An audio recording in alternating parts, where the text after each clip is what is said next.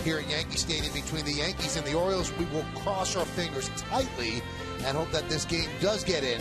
And there's only so far they can wait because there's a day-night doubleheader tomorrow. Bob Lorenz and Jack Curry will take it over when we return from a quick break. Stay right here on the Yes Network.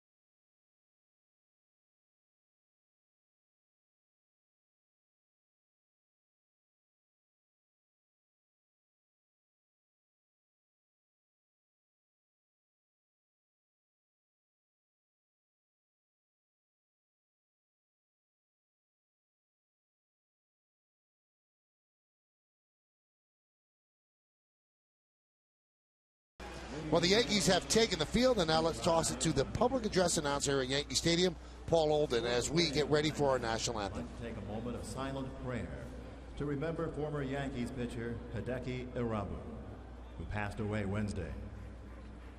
Hideki began his career in pinstripes in 1997 and would win 29 games for the Yankees over the next 3 seasons, and was a member of the 1998 and 1999 World Championship teams. Hideki Irabu was 42 years old.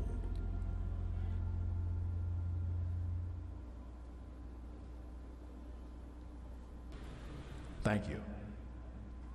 And now, Robert Merrill's rendition of our national anthem.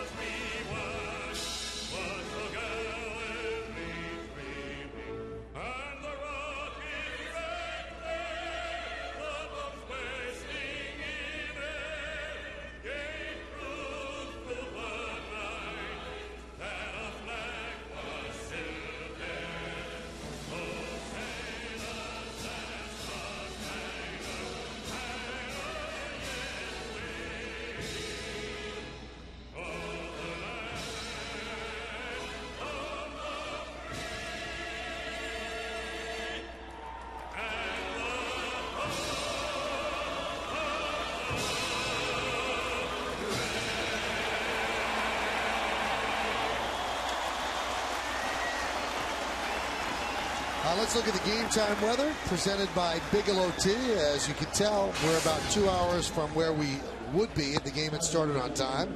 But a heavy downpour, 80 degrees, 75% humidity, not much wind. The forecast is still for more scattered thunderstorms. Well, the 2 young men that we spoke about, they're going to throw out the first pitch here at the stadium. Mark Teixeira, who is part of the day, is going to receive one of the first pitches, and Russell Martin the other. And we're about ready to play ball. There's a strike, and there's a strike. Those are strikes in anybody's heart. Just outstanding. And as I mentioned, later on we'll talk with Kim Jones, who has all the detail of what was a very special day for those 2 young men. So they will head off the field and enjoy the rest of the game, as you will as well. A.J. Burnett is getting ready, starting his warm-ups. Take a look at the Orioles starting lineup presented by HP. J.J. Hardy, the shortstop, is going to lead off. Batting second, playing right field, Nick Markakis. Adam Jones, the center fielder, will hit third. Cleaning up the DH, Vlad Guerrero. Derek Lees at first base, he'll bat fifth. Batting sixth, playing third base, Mark Reynolds. Matt Wieters will catch, he'll bat seventh. Batting eighth, playing left field, Nolan Reimold. And Robert Andino, the second baseman, will bat ninth. You're looking at A.J. Burnett. He's taking his final warm-up toss. As you look at the numbers on the year, and as we talked about, his numbers are pedestrian, 8-8 with a 4.21 ERA. You can see he's very tough to hit. Only 111 hits and 130 in the third innings. But the 61 walks, that's too many walks. Let's check out our pitcher scouting report. His last win was June 29th. He hasn't won. This is his last shot to win a game in July. But he's had 19 strikeouts in his last 16 2/3 innings. He can put people away, and right-handed batters are hitting a paltry .226 against him.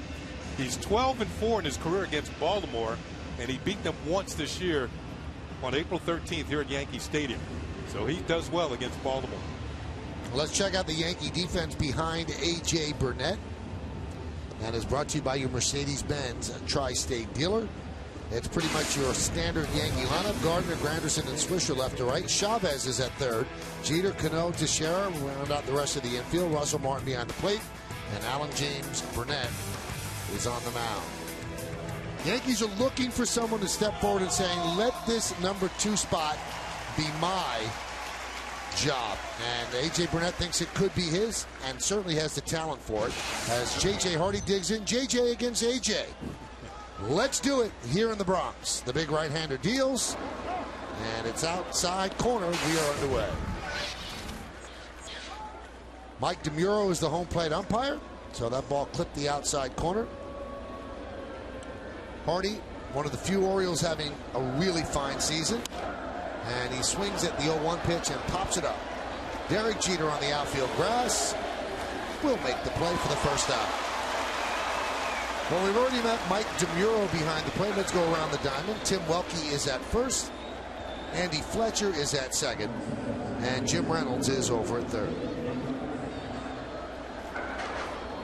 Officially a 1 hour and 49-minute rain delay here at the stadium. Like old hat dust, Michael. We're used to this stuff. Absolutely. Kenny, this is a new thing for you, isn't it? A rain delay? I would have gone somewhere, done something, and come back and watch the game. Get 9 holes in an hour and 49 minutes, huh? Here's Nick Markakis. Nick in a little bit of a slump. 1 for his last 13. He and Hardy are in a race. They each have 99 career home runs. Looking for number 100.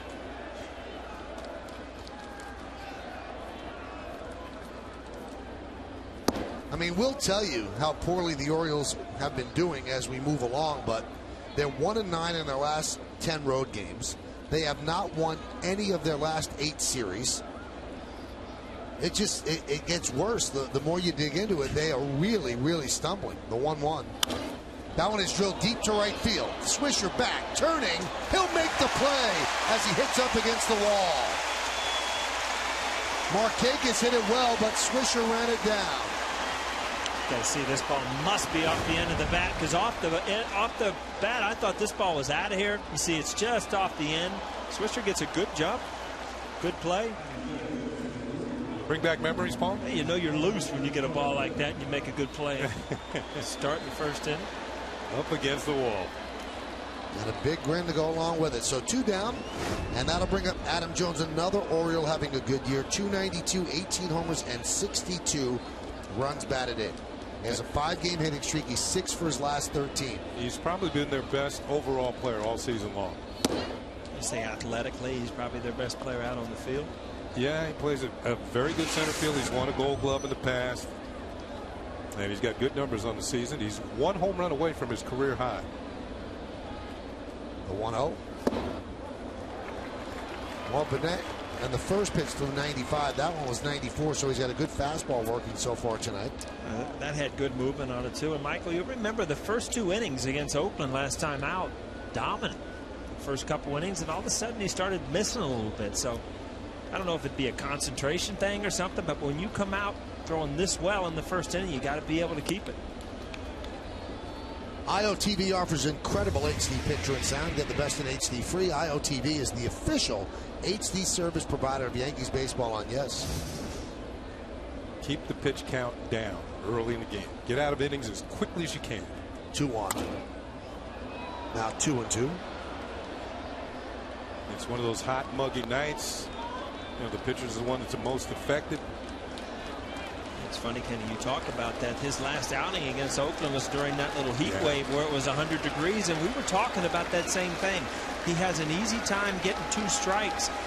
Then I think he tries to get a lot of strikeouts out of the zone, and before you know it, it's a 6 or 7 at bat pitch. Well, that was a swing and a miss, so that's a fairly effective inning. 10 pitches, and the Orioles go down 1, 2, 3. Orioles nothing, and the Yankees coming to bat.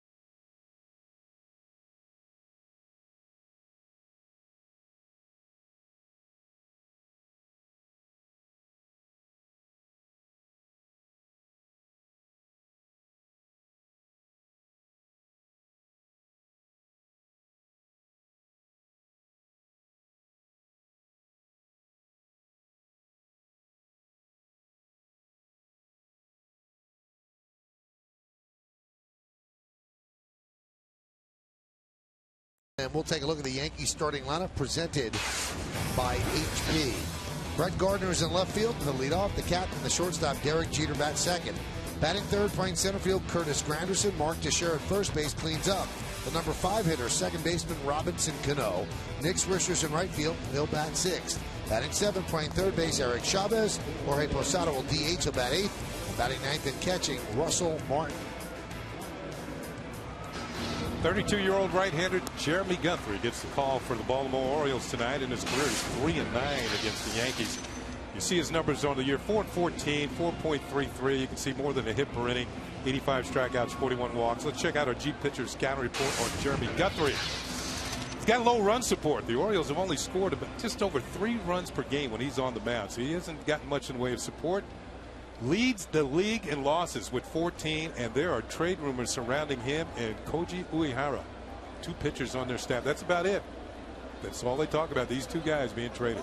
It's funny, if you look at the Orioles and the type of year that they're having, these type of teams are always brought up at trade rumors because they're usually trying to get prospects back. But the last 2 series, we've had some guys that were untouchable. I can't think of a player on this team really that is untouchable. Pitch is outside as Gardner leads off. There are a few guys they might not want to trade, but if you knock their socks off, they're going to trade them. Right. Baltimore has a team ERA of 4.82. Significant. It's the worst in baseball. They haven't hit. They haven't pitched of late. They have really been in a bad way, and they come up against a Yankee team that certainly defended its home turf well. 17-5 last 22 games here at the stadium. One thing to remember, that Baltimore's also given up the most runs. They've given up the most home runs. Things are starting to heat up in Baltimore, temperature-wise, and at Camden Yards, it's a good hitting ballpark. And the Orioles themselves are hitting a lot of home runs, but they've given up more.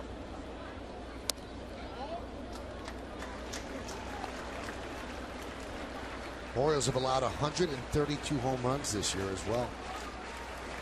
And they pitch half their games in a hitter-friendly ballpark.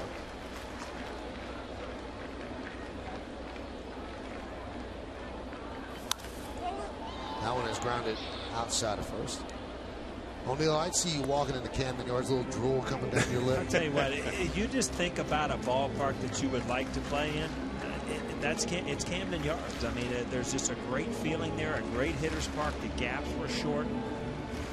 Boob's Barbecue has got you in the mood. You smell the barbecue back there. It's a great baseball park. Especially when you're out in right field. It's just right next to it.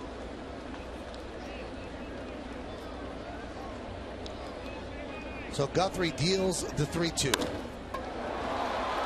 Fly ball center field. Adam Jones drifts back for the first out. Let's check out the Orioles team scouting report brought to you by Dunkin' Donuts. Well, they've hit 71 home runs since June 1st. That's the most in the major leagues. They've hit them, but they are road weary.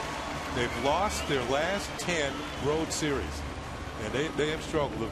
What has happened with their starting pitchers, usually get knocked out early. Their bullpen's been overworked. Buck Showalter's had to go to the bullpen time and time again. So you get to this, the bullpen's arm weary, and they give up more runs when they come in.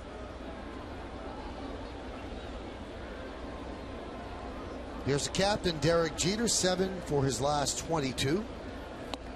And Guthrie deals a strike. Look at that. I mean, remind you of A.J. Burnett? Guy 94 with movement. Why he does not win games? I mean, obviously you're talking about the Baltimore Orioles, but he has not been a winning pitcher with the type of stuff that he has. I think I read the other day, in his last 27 losses, the Orioles have scored 38 runs while he's been in the game. Almost started expecting it. Exactly. So that's like 1 run plus. Grounded softly to short. J.J. Hardy for the second out. Why don't we check out the Orioles defense, brought to you by your Mercedes-Benz Tri-State Deal. Reimold, Jones, and Markakis left to right in the outfield. Infield, Reynolds, Hardy, and Dino and Lee. That's third to first. Matt Wieters is behind the plate, and Jeremy Guthrie is on the mound. I think Wieters is a guy that they'd be somewhat hesitant to deal. He was an all-star this year. High draft pick. They like his work ethic. Here's Granderson. Guthrie deals. Breaking ball is low, 1-0.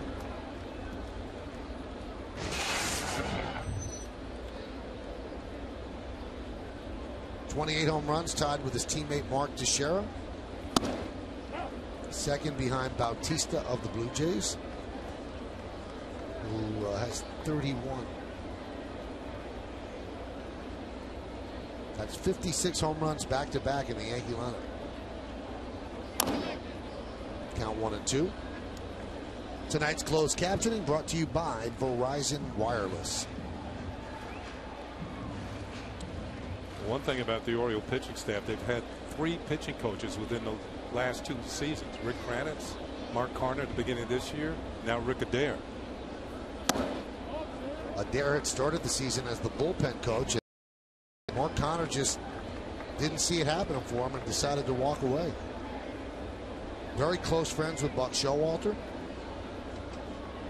Must have been very frustrated to give it up. Here's the 2-2. Hammered foul. This is terrible. I told the ball boy today, I said, you got to make a play out there. And he olayed that ball. Didn't even go after it. There, he knows it. See, he had his head down. I told him I'd get you on play of the week. Anything. Just make a good grab.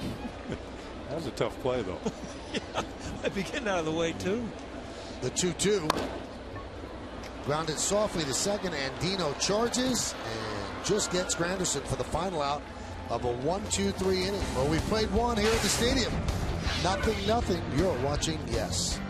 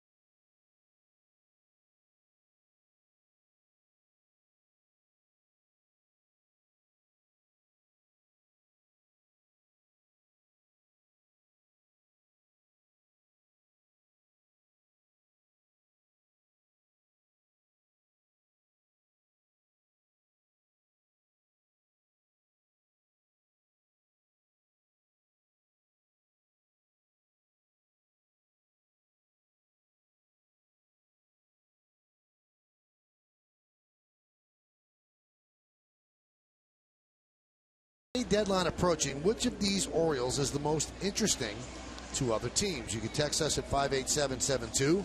Standard text messaging rates apply. Here are your choices, and these are the 3 that you read about that might be on the market. Jeremy Guthrie, who's starting tonight. Derek Lee, the first baseman, and Koji Uehara, one of the relief pitchers for the O's. From what I've heard, Uehara is probably the most likely to go. When he comes out of the bullpen, you'll see. I mean, he's got kind of stuff that you remember, good stuff. And I also think you should add Vlad to that. I mean, here's a guy that's instant offense, that has been on winning teams, has been in playoffs. He might be on the block too, not on the block, but other teams would be interested just because of his offensive number. Pick up a hitter that would help, but Vlad is the type of guy. Now he's kind of limited. He's strictly a DH. And I would think most of the good teams already have a decent DH. And I don't see him coming off the bench. I really don't see that. He's got to play with that. He's swinging at everything anyway. Ground ball is second. Guerrero came up the DL on Tuesday, had a broken right wrist. So just getting the swing down. Tell you what, if you're a National League team and you look at Guthrie and you think, maybe we can get him out of this league, get him into a surrounding where we're in a race and we're winning, I'd be very surprised if the National League teams aren't interested in him. Just the type of pitcher he is, hard sinker. I guess the decision is he going to change and become part of a winning thing, or has he been in Baltimore so long that he's just used to losing? First of all, you know he's battle tested pitching so many games in the American League East. Yep. Pitch outside. Derek Lee starting to hit a little bit better, especially since the All-Star break. He's up to 245 now, 11 homers and 39 ribbies. He'd be the first guy to tell you he's disappointed in his performance. It's not what the Orioles expected when they signed him to a one-year deal. He was traded last year, spent all those years with the Cubs. Actually, he was traded to the Angels and had the right to say no to the trade, and he did. And then he was involved in the talks and ended up being traded to the Atlanta Braves. Became a free agent, signed with the Orioles, and that's where he is now. And some teams will inquire. I heard the Pirates might be interested. Lyle Overbay hasn't been graded first for them. You know, I think one thing with Lee, a couple of things. He had the thumb surgery at the end of last season. Didn't get much of spring training. Also, this is his first real extended experience in the American League outside of interleague play. He's always been a National League player. Great clubhouse presence. Plays first base well. And he works a walk there against Burnett. So Burnett, with that walk, is now first in the American League in walks, 62 walks. He's tied with Trevor Cahill of the A's, also with 62.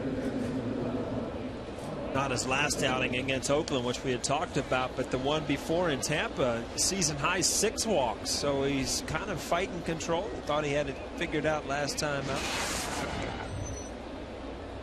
Start walking 5 and 6 guys a game, Kenny. Not good thing. Good things aren't going to happen. Here's Mark Reynolds. 1 for his last 11. And he skies that one deep to right field. Going back, Swisher on the track, at the wall. See ya! 2-run home run into the Yankee bullpen. Reynolds with his 22nd home run. And they signed him for those home runs and the strikeouts as well. And this time it's a home run that gives the O's a 2-0 lead. You said it, Michael. You know what you get with Reynolds. You get a lot of strikeouts, but you also get a lot of power. See A.J. Burnett, and you see that little tail from the outside corner just back to the middle of the plate. Outfielders are running, but Reynolds knew off the bat that ball's out of here. Yeah, he's hit enough of them to know that that couldn't stay in the ballpark. He leads the team with 22 home runs now. And it's the 19th home run allowed by A.J. Burnett.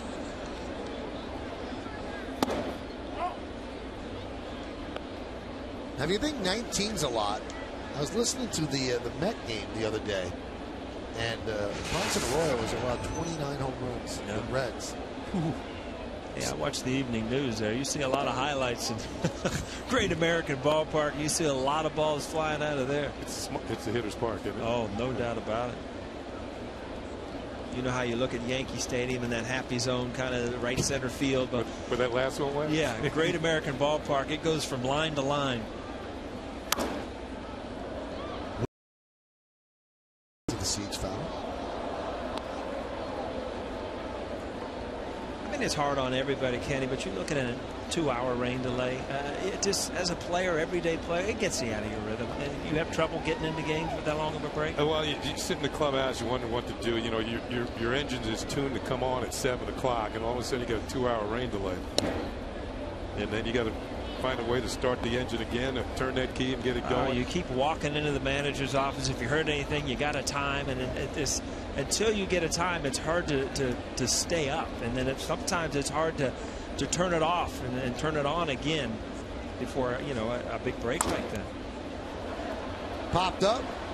Eric Chavez settles underneath with a second out. Take the Yankees with you when you travel out of the Yankees home territory. Subscribe to MLB.tv today to see Yankees games live or on demand on your computer and your favorite devices. Visit Yankees.com to order. Get more details. MLB.tv. Baseball everywhere.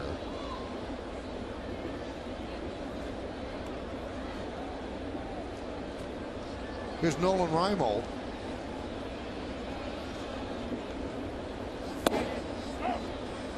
There's a strike. Reimel's trying to lay claim to the left field position. Started the year in the minor leagues. Last year he had Achilles problems, had surgery on his Achilles tendon. It kind of robbed him of his ability to really have that burst out of the batter's box and in the outfield. This year he's healthy again, but got off to a slow start, went to the minors, now is back, and he's got some tools, got some power. Reimel looking at a called third strike. But the home run by Reynolds gives the Orioles a 2-0 lead. It's his 22nd of the year. We go to the bottom of the second.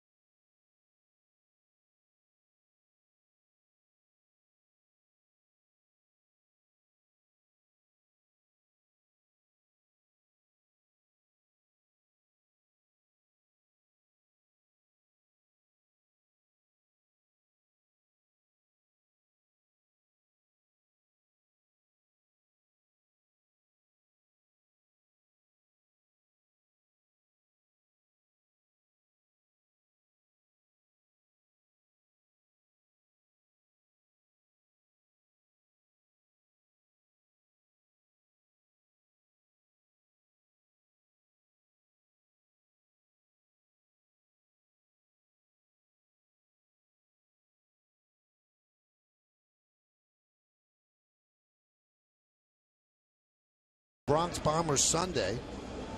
What do you got there, chime in with a little mint. Liberty Mint, Lady Liberty Mint. What do you got there, Kenny?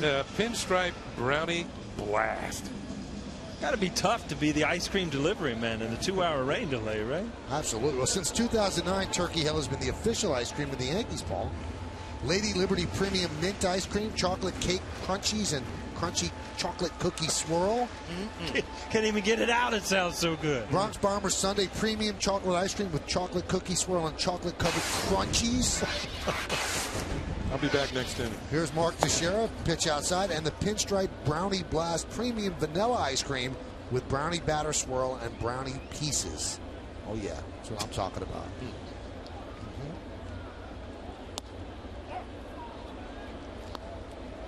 You do the play-by-play, Paul. Sure. And we got Mark Teixeira.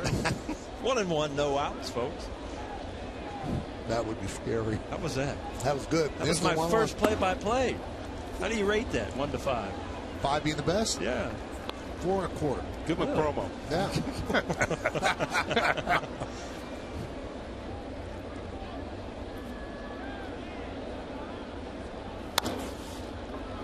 Grounded to second.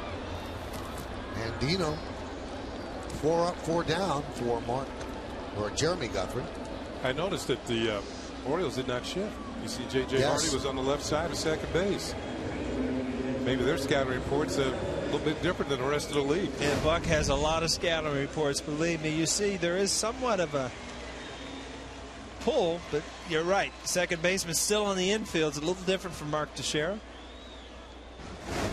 Probably surprised him when he grounded the ball to see the second baseman on the end. You see Willie Randolph, saw him on the field today. Willie's in charge of the infielders.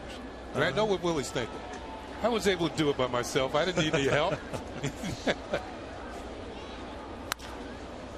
Grounded to first. Lee is right there, and Cano is retired. How about that? The Orioles get Cano. And there's 2 away.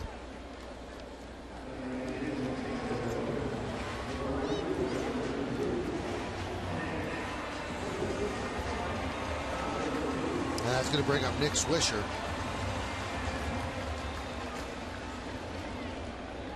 Guthrie is 29-29 against all teams except those in the American League East. Against the American League East, he's 13-33. So career, he's 20 games under 500. All those 20 games under 500 against the East. What does that tell you if you're a team out of the American League or team in another division? Yeah. It also tells you that Jeremy Guthrie doesn't like being in the American League East. You're playing 18 times a year against these teams. Look what he does in the last 7 starts against the Yankees. 0-7, 6.75.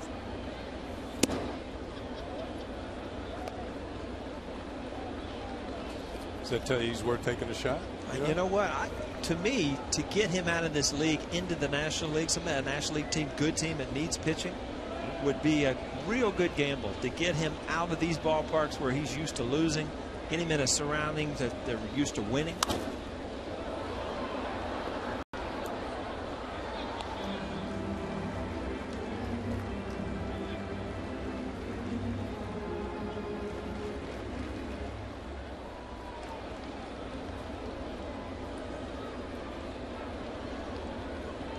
The 2-1.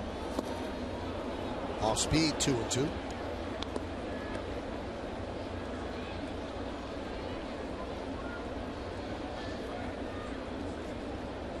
Guthrie has lost his last 8 road decisions.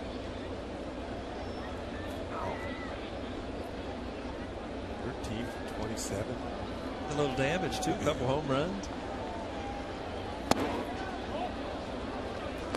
Got to figure if you're a hitter and you've had that much success against a pitcher, you got to go in, you got to see how you hit him, what you hit, because you've got to figure that he's going to try to change something up. Exactly. You know, if you're hitting a lot of his fastballs, if you're hitting his breaking balls, you've got to figure that he's going to try to change things. Fastball in. 3-2. Fouled away. You see that fastball was supposed to be in. The ball ended up down the middle of the plate. Nick Swisher had enough speed, 94, to get away with it. And here's in, and it's going to be over here. The ball starts creeping out over the plate. Those are the balls that get hit. Enough giddy up on it that he fouled it back.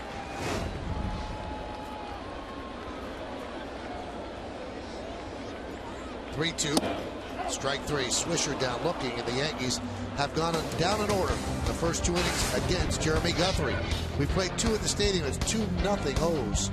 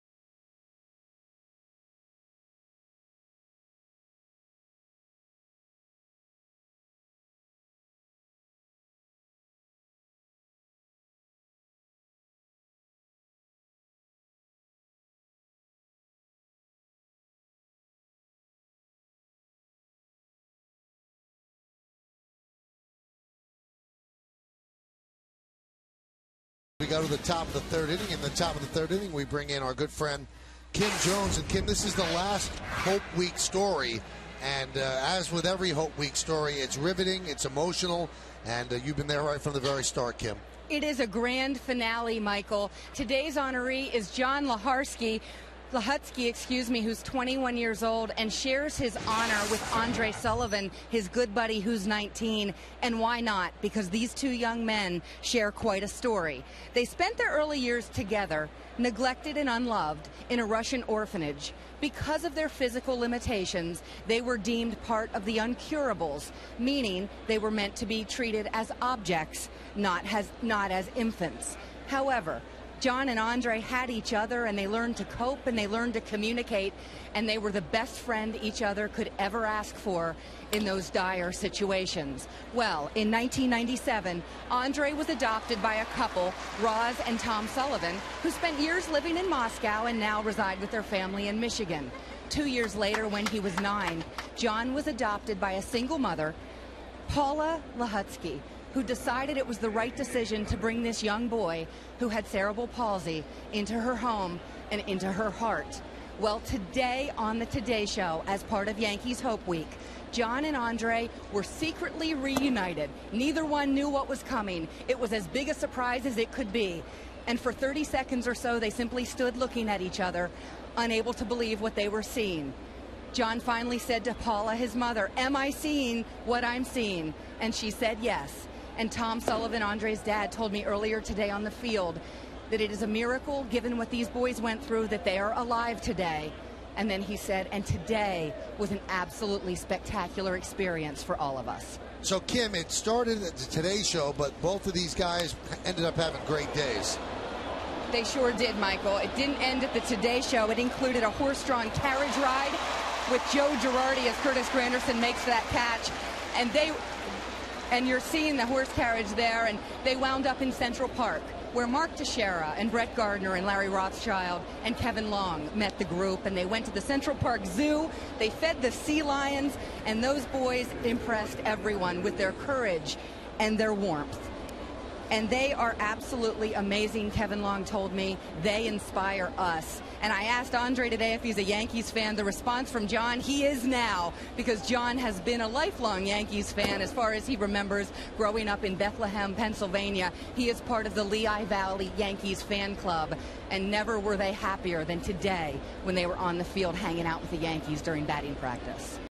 It seems like the players say it, and it's true. It means something to them, and there are lifelong bonds that are forged. There really are, Michael, because Teixeira and Gardner during BP were making sure that John and Andre leave their email addresses. They want to become email buddies. And John is going to enter Northampton Community College this fall, a real success story. He wants to be a filmmaker, and Teixeira said, John will be directing, Andre will be right behind him, and I'm promised an acting role in whatever project they do. And as for his part, Andre does go to Lake Michigan College, so this is a very happy ending to stories that really weren't meant to be happy endings, frankly, back then in Russia. And for their part, John in 2009 took part with Alan Phillips in writing a book, The Boy from Baby House 10.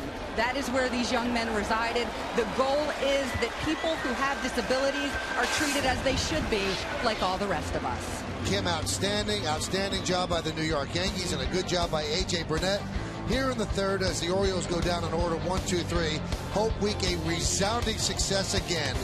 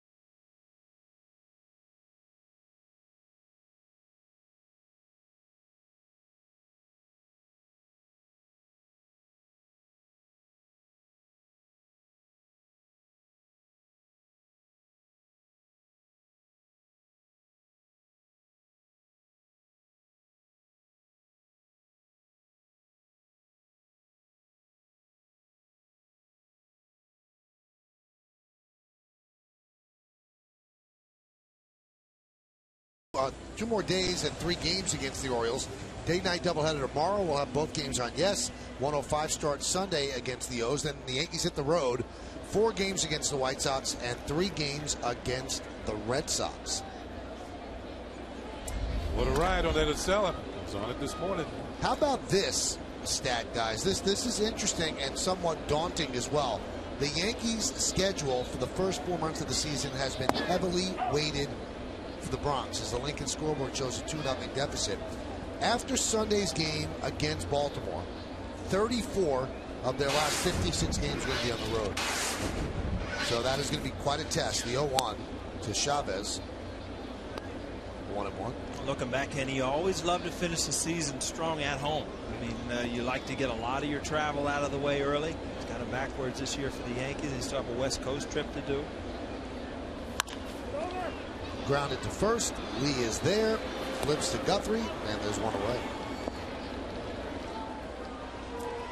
I think it's with Seattle and Anaheim. I think is the Seattle and Anaheim. Yeah, that's the final West Coast trip. It wasn't like the one they had earlier this year where they made all 3 stops for the first time, I think, since the late 80s. I'd say that was like the old days. Yeah. Go out there and hit all the cities. Only go out twice a year.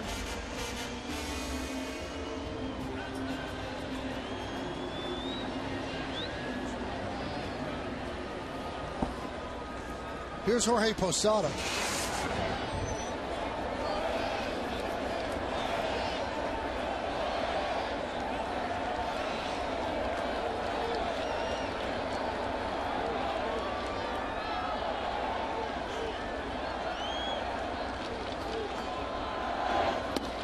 You were talking about the test on the road. Now, the Yankees have won 17 of their last 22 home games. That shows you how important it is and how good they've played here at Yankee Stadium, how well they've played here at Yankee Stadium. They've been a pretty good road team. You come into the game tonight, 20 games over 500. Believe you're playing pretty well on the road too. They've been good, but they're going to go through times at the end of the season where you get a little tired. You get a little tired of the traveling. 27-20 on the road. So anytime you're over 500 on the road, you're doing pretty well.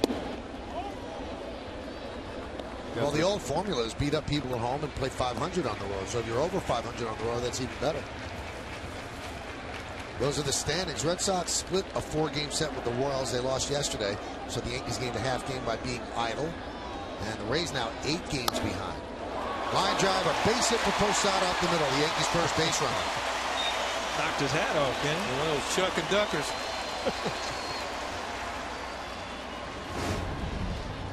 Now watch the reaction of Guthrie here. He put his hand up after that ball was past him. See, a lot of times you hit the ball up the middle, you kind of fight it off the handle. That ball was hit on the barrel. And that's the ball that pitchers really don't have a lot of time to react. That was almost down to one of those Charlie Brown comics. Line drive through the middle, his clothes come off.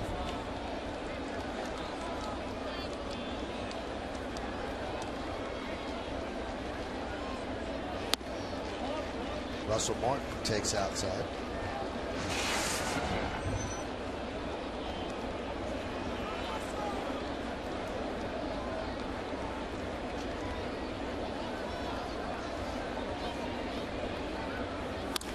Ground ball, base hit through the left side. Looking for Russell Martin to get a nice little hot streak going here. He got off well this season, but he hit to a slump a little bit in the middle part of the year, and now coming down the stretch. Look for him to get some big hits. This might be one right here. Get one through the hole. 2 men on, 1 man out. Starting to know the league a little better. A couple times through. So the Yankees' first 2 base runners have a little rally going here in the third. They're trailing 2-0 on Reynolds' 2-run home run. That came in the second. We're at the bottom of the third. Here's Gardner.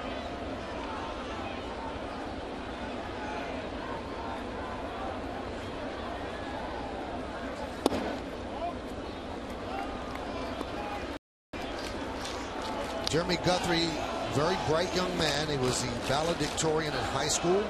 He went to BYU, then went on his Mormon mission after his freshman season, spending 2 years in Spain. and then after that he came back and went to Stanford. Speaks Spanish fluently. I guess you would have to learn if you're going to spend 2 years in Spain. Otherwise you'll go hungry.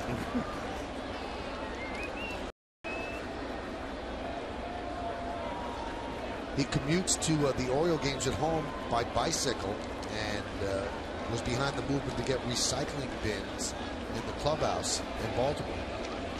Green fellow.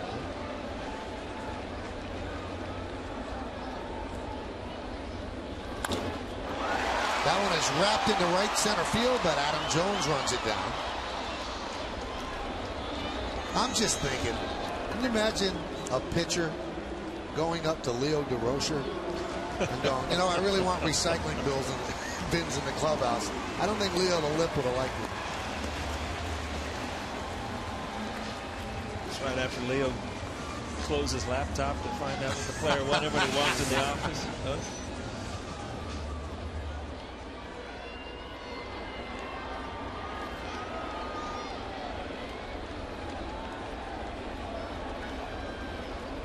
Done a game, Kenny, since Gardner's been in the leadoff spot. Jeet's been down to 2. Yeah, What's your thoughts on that? No, Gardner's been hot stealing bases. I mean, he's stolen 18 in a row. So you want to give him that extra opportunity at the beginning of the game to get something going. Right at the top. Plus, since Jeter's come off the DL, he's hitting over 300. He's hitting extra base hits, too. Yeah. He's really on the bat better since he's been back as he has all year, power-wise. I think with Gardner hitting ahead of him, he can just say, this is going to be a fastball. This is going to be a fastball. I also think it puts him in a position where to use his strength. And Derek's strength is to hit the ball to right center. Knocked down by Guthrie, saved an RBI single, and that will do it. So Guthrie works into and out of trouble. No runs, 2 hits, and 2 men left. We're through 3, 2-0 O's.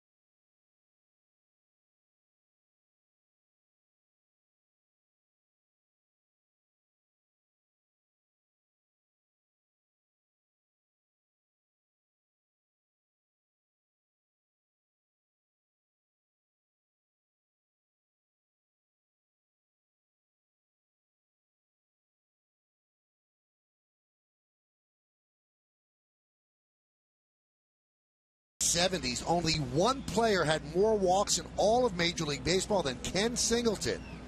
Who is that player? Kenny, you were ahead of your time. That's before walks paid big money, although you did okay. Yeah, they paid pretty good money. Wait, during this I'm not complaining. Wasn't a teammate, was it, Kenny? No. No? No.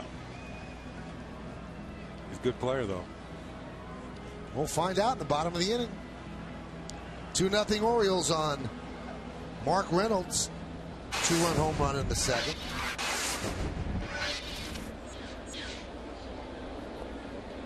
A.J. Burnett makes that one mistake, and so far paying for it as he's down 2-0. It'll be Jones, Guerrero, and Lee. I was watching Baseball Tonight on ESPN last night, and I thought Now, I knew I was going to be working with you guys. I said, how did they do it? How were they top flight hitters on top of their game when the pitchers were so sneaky? See, Curt Schilling was on. And he said that when he would face a hitter, like in the 7th or 8th inning of a game that he's leading 8-1, he would pitch him completely the opposite the way he would pitch him in a moment where he had to get him out. Because he was thinking ahead to the next game when he would face him in a big situation. He said, I would give him a pitch that he could drive, so that would mess up his thinking. You believe all that, Kenny? You know, maybe a little bit, but I also feel that when you come up in tight situations, this is when you find out how they really want to pitch. Wow. Cano makes the play and gets Adam Jones. So, there's no doubt about it. Men in scoring position, you see breaking balls, that tells me the scouting report on you thinks that they can get you out with that breaking ball. No doubt about it. This ball hit off the end of the bat, and you just see it shattered. Good play by Robbie. If he hits it well, instead of off the end, that's going to be a base hit. Right. But it gives Cano time to get back behind second and make that patented Cano play. Not in a rush. Looks even better in slow-mo. But he throws him out, and Jones can run. Got him easily. There were times, and I look back, we used to go down and face. He hits one to right center. Giving chase is Granderson. He's not going to get there, and it bounces into the Yankee bullpen for a double. Talked about it, Michael. He just got off the DL. That hand must be strong enough. He drove that ball out to right center. Ground rule double. Not much you can throw around the plate. Not over the plate, but around the plate that Vladimir Guerrero won't swing at.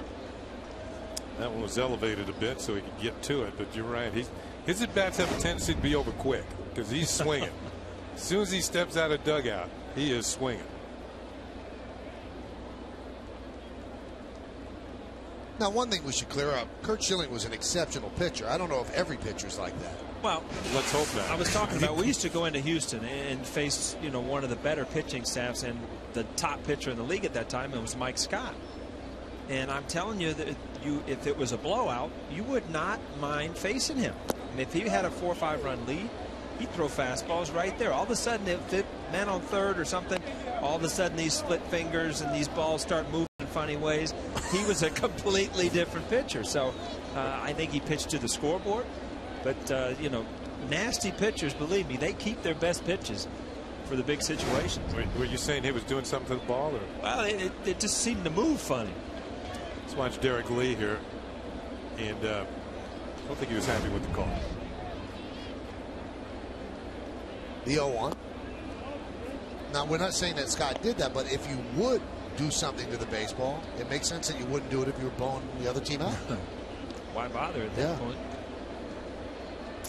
Go back to 1993, first-round draft pick in San Diego Padres.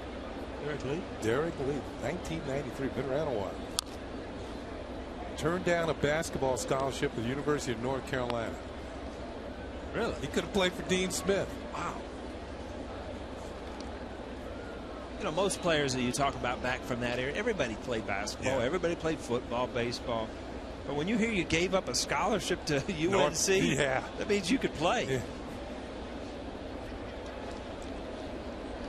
You passed up a couple scholarships, didn't you, Mike? Not athletic. Here's the 1-2. Pitch outside, 2-2.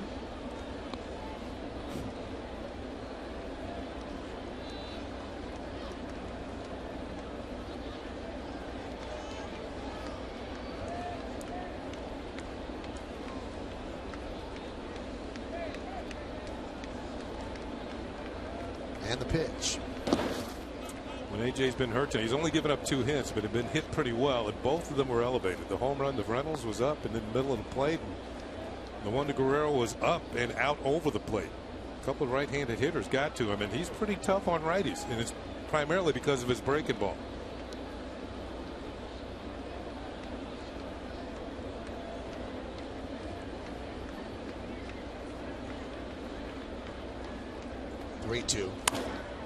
Driven into center field. Going back, Granderson. He can't make the play. It's past him, and it rolls to the wall.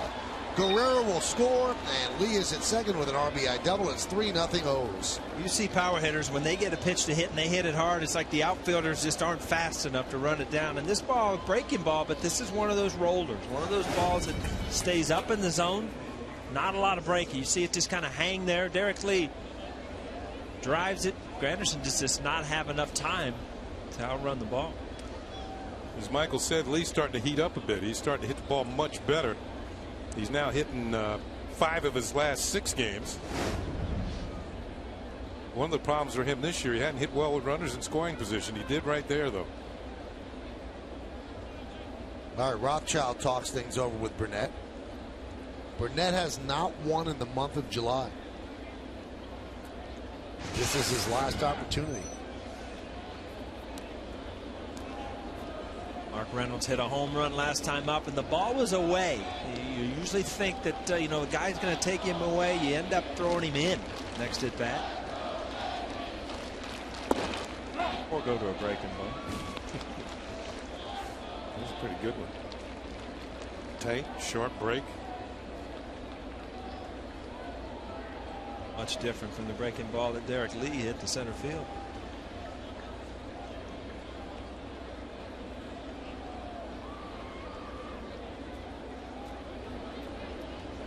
This is what Reynolds did in the second inning. See, this is the first pitch away. Fastball kind of tailed back over the middle of the plate, but pitchers don't forget on what happened, whether they miss location or not. They don't remember. They don't forget. I keep saying the wrong thing. You hit a fastball out, chances are you're getting something different the next time up.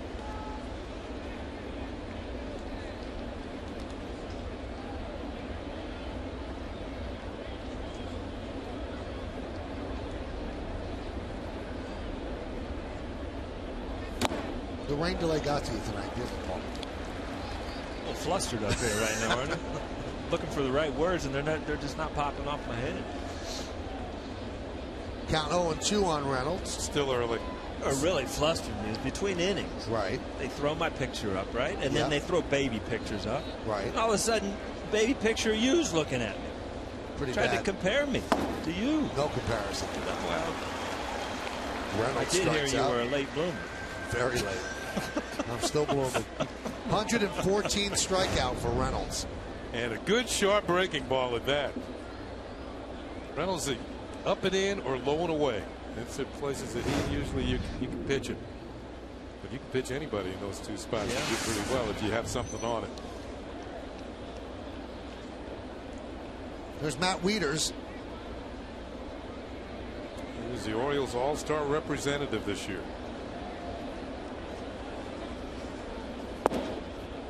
Now, Russell Martin was an all-star rep that didn't get in the game because he said let Wieters go in. So he wanted Wieters to have the opportunity because Russell had played for the Dodgers in the all-star game.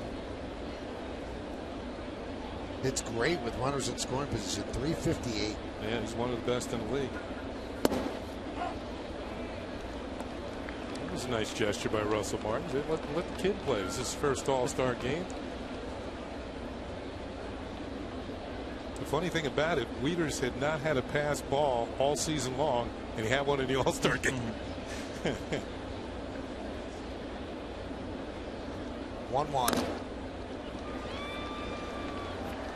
The one thing he's really improved at, and it was Tony Pena who told me in spring training, he says Wieters has really improved defensively. He saw it back in spring training.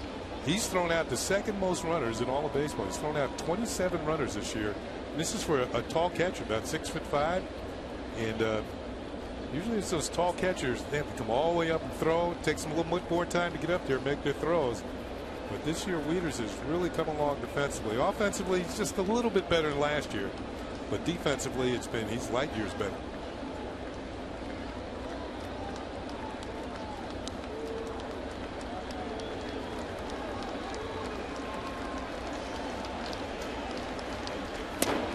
Pitch inside. So this might be a testing type series for Wieters, the way the Yankees have been stealing bases lately.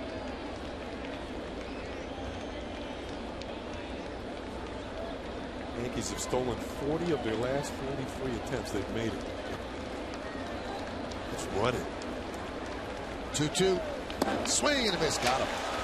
So he strikes out the final 2 batters of the inning to escape further damage. 1 run, 2 hits, and 1 man left. We go to the bottom of the 4th inning. Orioles 3, Yankees nothing. There's little Paul O'Neill. And there is big-headed Michael Kay.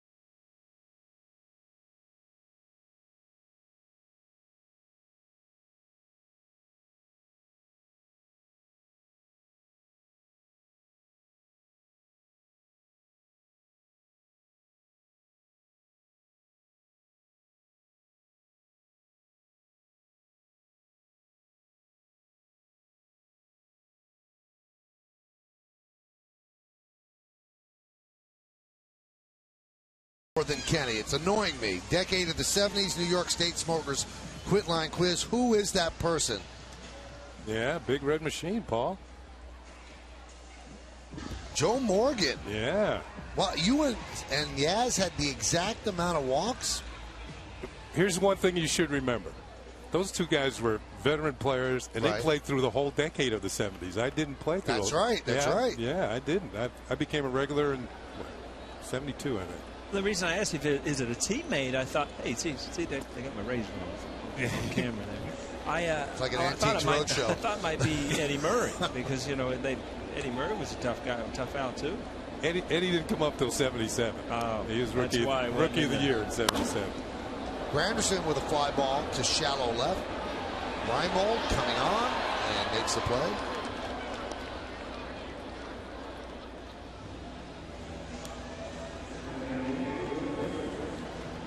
One down, that'll bring up Mark Teixeira.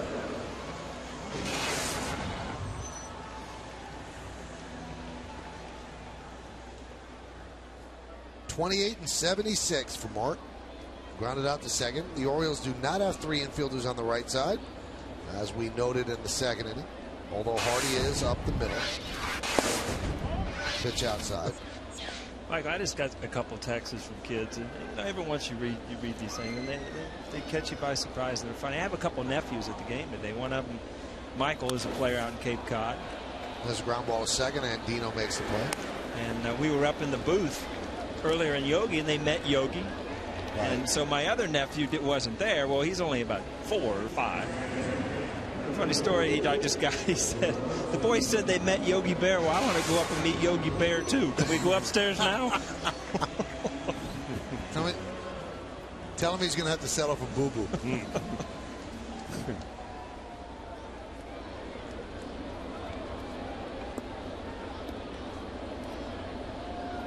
Here is Robinson Cano. Guthrie must have that 2-seamer working there. He's getting a lot of ground ball outs. Gardner's hit the ball in the yard twice and Granderson once, and everything else has been either a strikeout, only 1. The rest have been ground ball outs.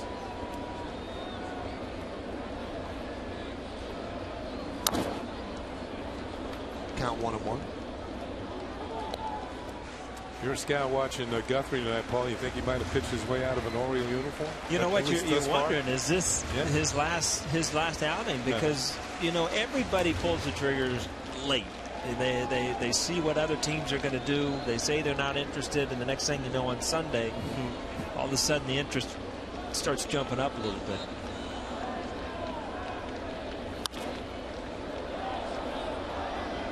So far tonight, he's mixing his pitches well. His breaking ball, he's been getting it close enough to the strike zone. And then all of a sudden he brings the fastball in. You can see the hitters are a little bit late, fouling him off. That looks a little like Yogi.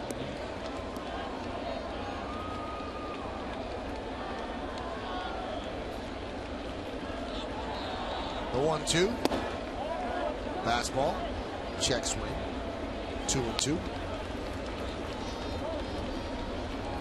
Hour and 49-minute rain delay at the start of the game.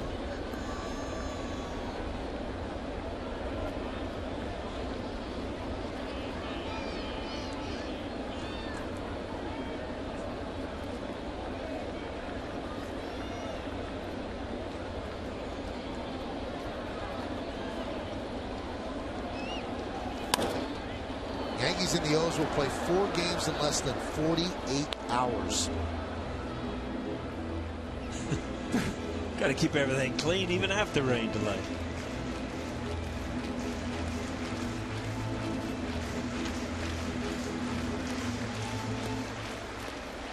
First pitcher to lose 7 straight starts to the Yankees since CC lost his final 7 starts against the Yankees before he was traded to Milwaukee and then signed with the Yankees.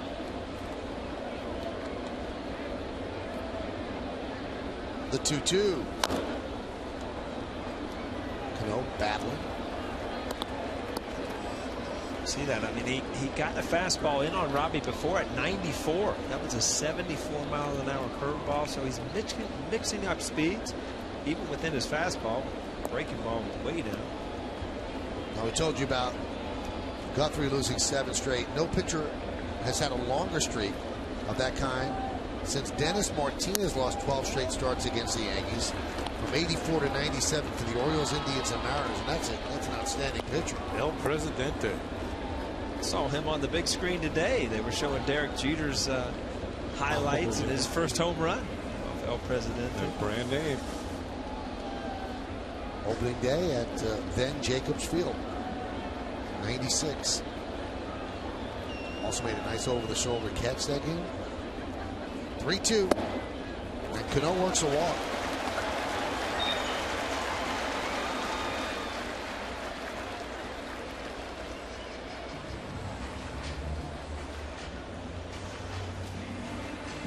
That's an 8-pitch walk for Cano.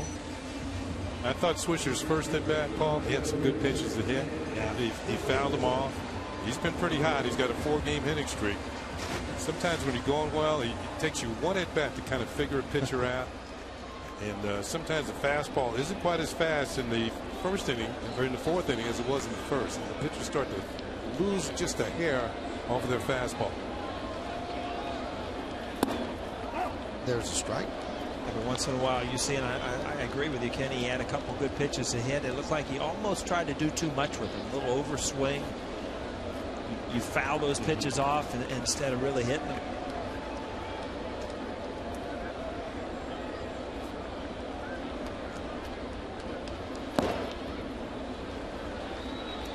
Now, we told you earlier that Swisher has great numbers against Guthrie, so we looked up some of the great numbers that my partners have had against certain pitchers. Paul, 12 for 18 against Buddy Groom. You also owned Yankee bullpen coach Mike Harkey, 8 for 16, 3 home runs. And Kenny, you really owned a brand name, a Hall of Famer. Yeah, you were 25 for 60 against Dennis Eckersley. That's 417. Look at that. Just 3 bombs. He went deep there. He's posing. Look at him.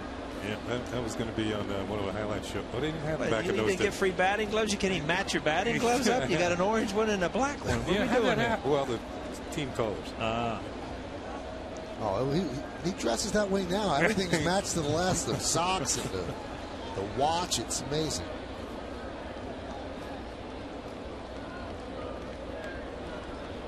Look at count 3-1.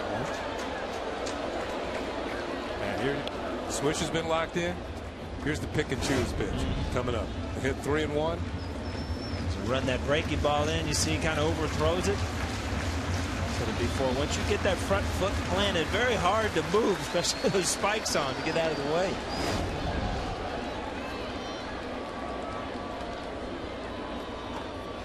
Swing and a miss. Take a little bit off, kind of make it look like a sinker. Change up. That was a good pitch. You know, Guthrie knew what he had on his mind. 3-1. I'd be looking for the heat too. He takes something off. Yeah, he's got swish in no man's land. He's kind of in between. Is he going to do that again? Is he going to throw me the fast?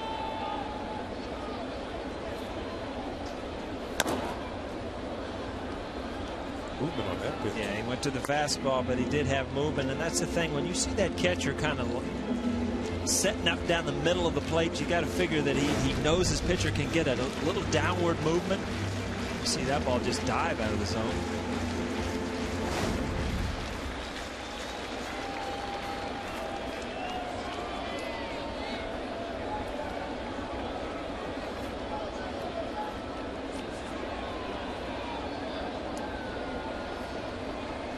Cano will go again. The payoff. And he walked it. So 2 straight 2-out walks by Guthrie. That's going to bring up Eric Chavez.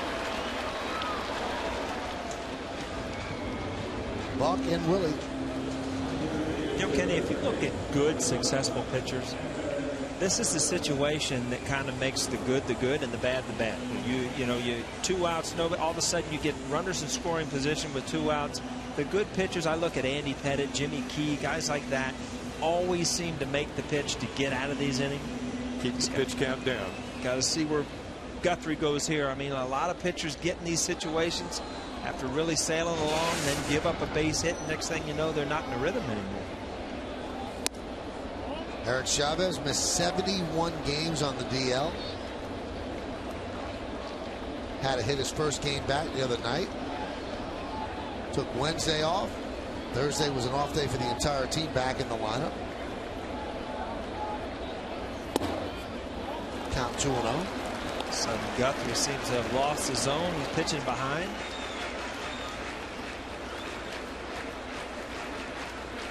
For Chavez, you were on the on-deck circle when you saw that 3-1 changeup to Swisher, so you got to know that he's just not going to lay a fastball in there.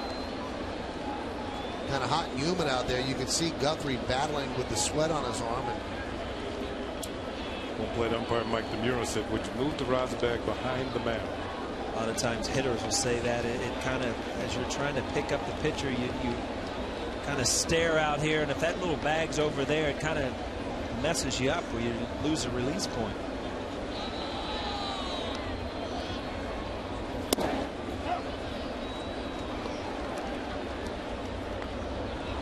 Chavez was taken all the way there. 2-0 fastball.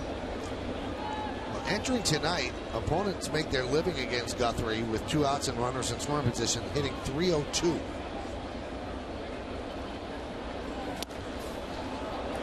Count 2-2.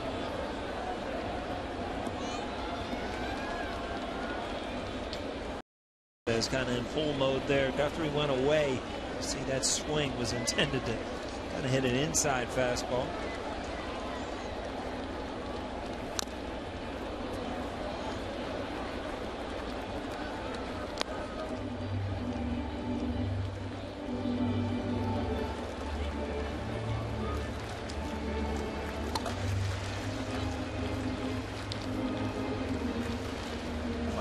Talked about it, what a huge boost it would be if Eric Chavez could jump in here and get hot, put some numbers up till A-Rod gets back. Then it doesn't put pressure on the Yankees to rush A-Rod back.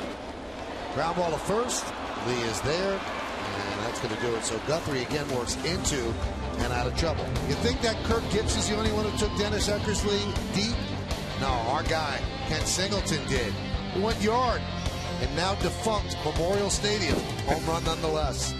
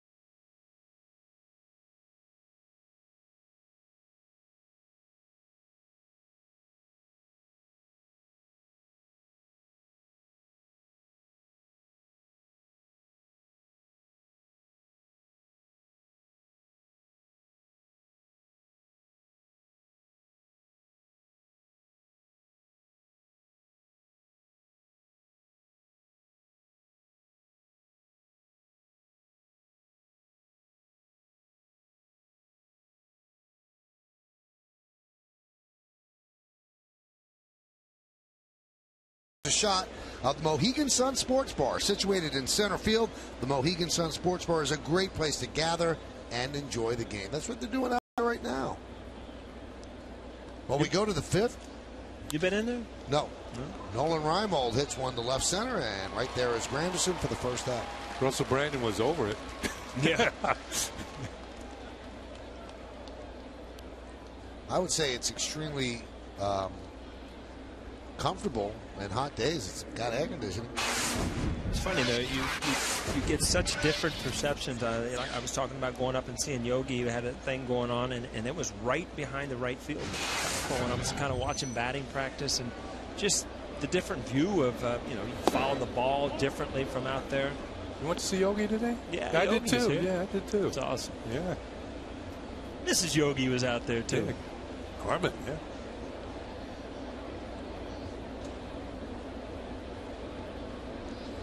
When Andino comes to town, you get a picture of the happiest human being on earth on the scoreboard. There's never been a happier guy in a photo ever. It's like he just came from the dentist. I was going to say, he just got his teeth cleaned. Yeah.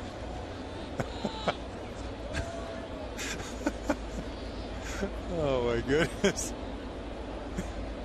The 2-0. Popped up. Like Christmas morning, man. And out of play. Looks like he just unwrapped Hot Wheels. Or Johnny Lightning 500.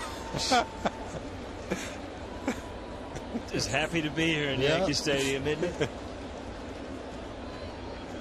Oh, my goodness.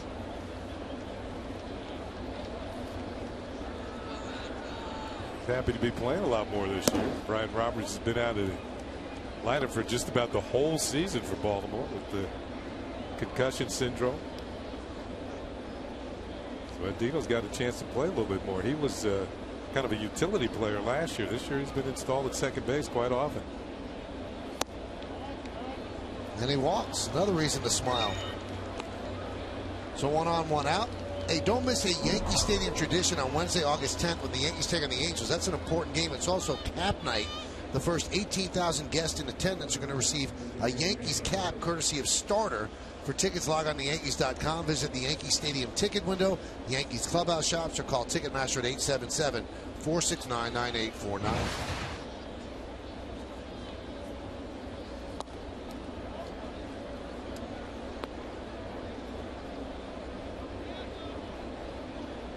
J.J. Hardy's been he's only played in 7. This is his 75th game. He's got 18 home runs. He's got more home runs than any other shortstop in the major leagues. And the left side of the infield. Yeah. Have some power. Good high fastball hitter. You get it upstairs, he's going to put a charge into it. That's what he did in Toronto. He was torrid in Toronto. Hit 2 home runs the opening game of the series. Struck out 4 times the next game. In the next game, he had 2 more home runs. Just telling the stat the other day because we keep going back to kind of the anniversary of 1961. Oh, yeah. On the weekend, I think it was Saturday, and the stat of the day was from 1960. Roger Maris hit 4 that day. Had a doubleheader. Had 2 in the first and 2 in the second. If they played another one, he hit 2 more. Wow. That should be one of our Toyota text polls. It's the greatest Yankee team ever. Dave, there's been a few. You know what? You can put a list too. You're 27, 61, 98. Those are the 3 that I would put in. I like 98 though. I think that was pretty cool. That was a great year. 61 was a great year. It's known for the home run chase, but the Yankees were fantastic that year. Whitey Ford won 25 games in. They swept the World Series that year? They played Cincinnati, lost 1. They did lose 1 game? I don't know how they did it, but they lost 1.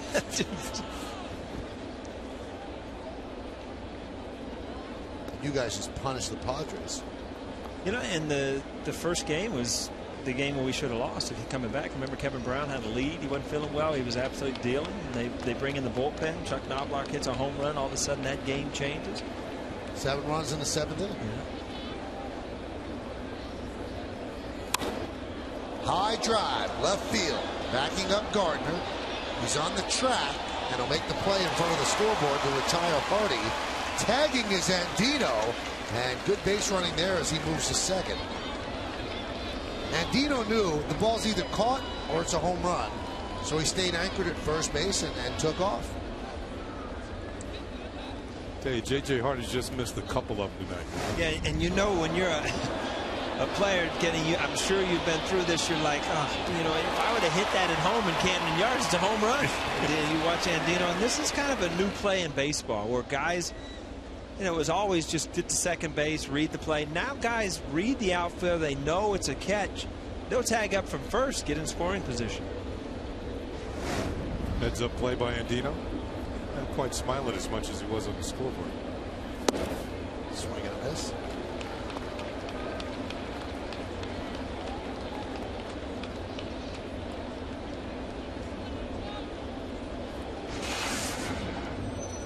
Remember Nick Markakis choking up like he is now. I don't either. I don't either. I saw that in the first inning.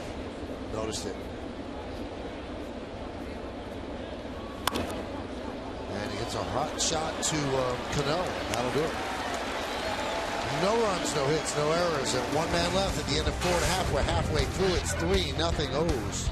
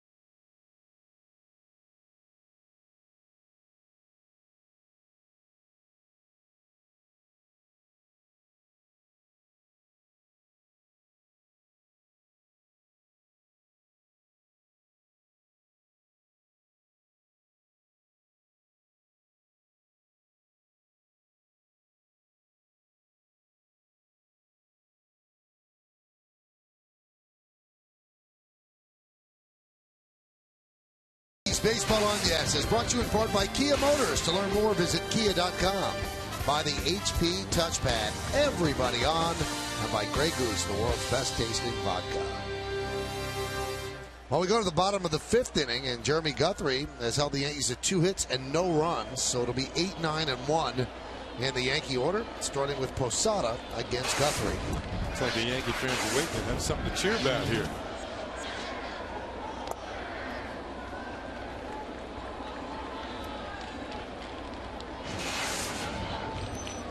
The Orioles are 12-22 this season in series openers.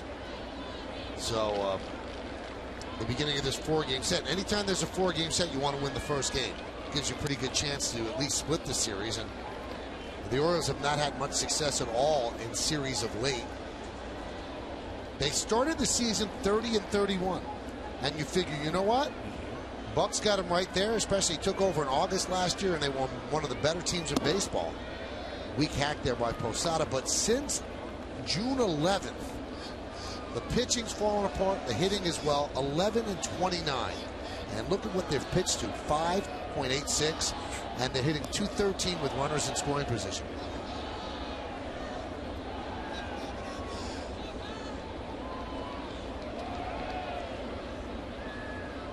The 2-1. Now, if you take another look at Buck there, and Paul, you played for Buck when he first became a manager. That hair on the side when you played for him was blonde. It was still a little blonde in there. Yeah, there's no blonde anymore. That's what all that losing's going to do. I'll tell you what, I think he's just weeding some people out. Some people won't be back next year. Posada walks. Definitely got himself in trouble last inning. A couple walks where he starts the inning off, and you see Guthrie was really cruising along first 2-3 innings. All of a sudden he's kind of labored the last inning. Now starting off the inning this one. Walk.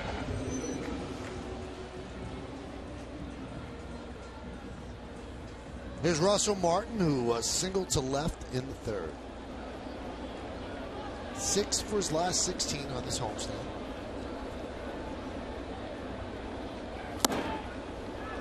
Good breaking ball, 0-1. Against Jeremy Guthrie, Russell 14 for 28 with 2 homers and 5 doubles.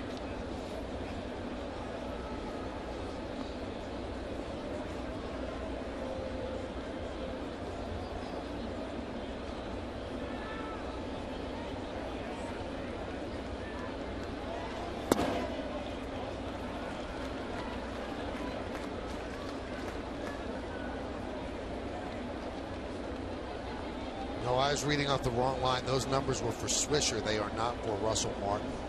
Martin says 1 for 2. My apologies. Ground and foul.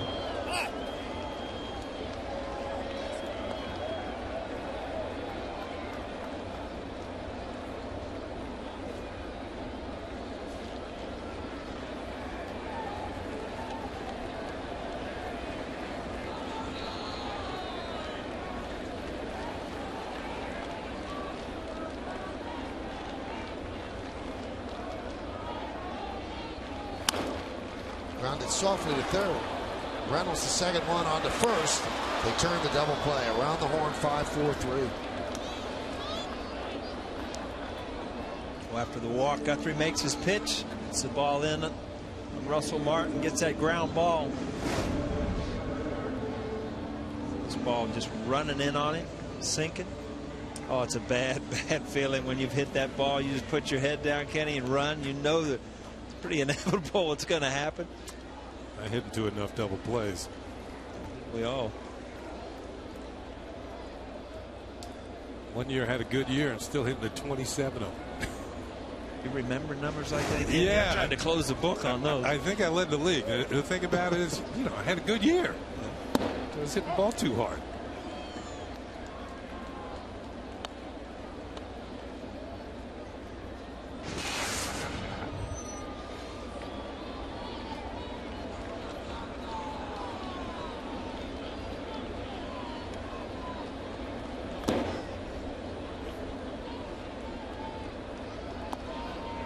We talked about Buck a little bit earlier. Today's a significant date. He was actually introduced as manager on July 29th of last year, but didn't take over the team until August 3rd.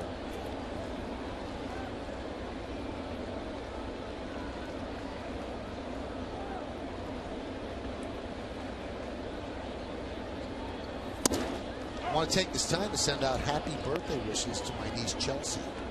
How old is she? 19. 19 years old. She's on the Boston College softball team. She can rake. Really? Oh, yeah. You give her pointers? Better hit. No, I stayed away. Better hitter than her uncle ever was.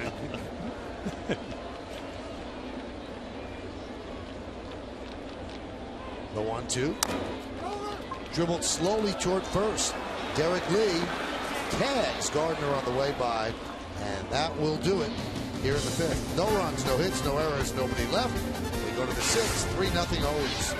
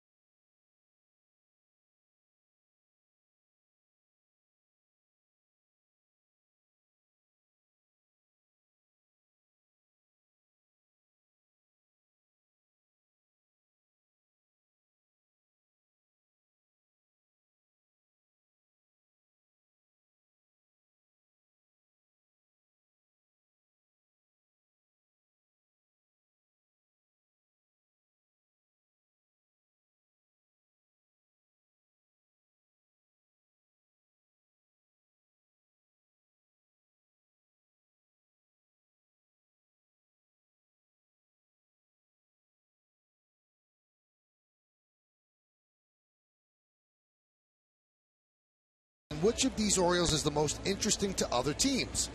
And you've been texting us at 58772. Here's how you voted. Wow, it's close. 39% say Derek Lee, 38% say Guthrie because you're watching him pitch a shutout, and then Koji Uehara trails the field at 23%. This game stays close, you'll be able to figure this thing out. I think one thing the fans don't know about Uehara, in his career in the major leagues, he has a 6-to-1 strikeout to walk ratio. Does not walk many. Let me ask you this, Kenny, because I've been reading a lot about the Orioles because I knew they were coming to town. Everything I read is that everyone expects him to break down. Is he fragile? You can't pitch him more. I've had problems pitching him in back-to-back games. Really? Okay. Yeah. Here's Adam Jones. And you're right, he has had an injury history. White Sox have beaten the Red Sox 3-1. That was in Chicago, first game of that series. So the Yankees, if they can come back and close it within a game and a half of the Red Sox. And with the trade deadline coming up, the White Sox are kind of in a weird situation that, you hear talk about them maybe trading John Danks, and you don't understand why they'd be sellers because they're still very much in it. In that division in the Central, they're within striking distance. So with the victory tonight, Chicago is 2.5 games behind Detroit. Why would you be sellers? Detroit won 2, so there's. All right, so it's still 3. Yeah, but you're right. At the beginning of the year, I picked the White Sox. They've kind of been a funky team this year. They've played not as well as they can, in my estimate. No, and of all the news and everything that has gone on, and all the stuff, with their manager in the news every 5 minutes, and then you look and they're only a few games out. Yeah. It's amazing. Ozzie Guillen, you hear just ranting and raving, and he's really drawn a lot away from the team, but they're in it. One thing I think about the White Sox, they've got a good team. When Jerry Reinsdorf owned the Bulls at one time, they don't have a Michael Jordan. You know what I mean? They just put him over the top. Right. So you look at a guy who's just consistently a good at Paul Konerko. Oh, yeah. Just a consistent good hitter.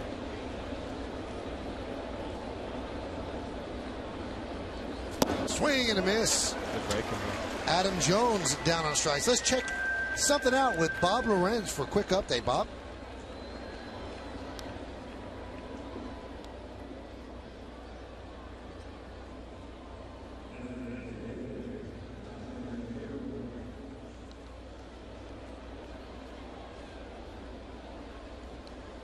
Well, the Yankees will try to make it a game and a half, but they have to come back against Guthrie and the O's.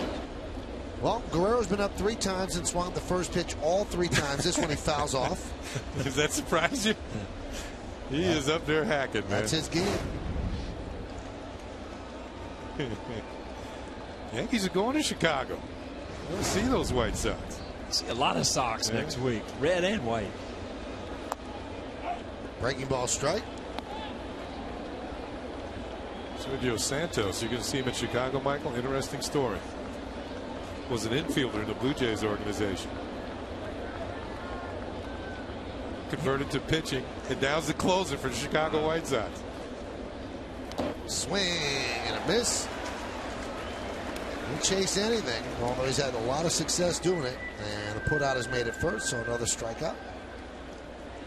This copyrighted telecast presented by authority of the New York Yankees and may not be reproduced or retransmitted in any form, and the accounts and descriptions of this game may not be disseminated without the express written consent of the New York Yankees.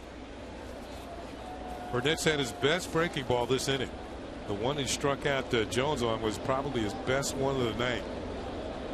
And then he threw it out of the zone. Guerrero's going to chase, and he did. Driven out to right field and deep. Going back, Swisher, turning, looking, see ya.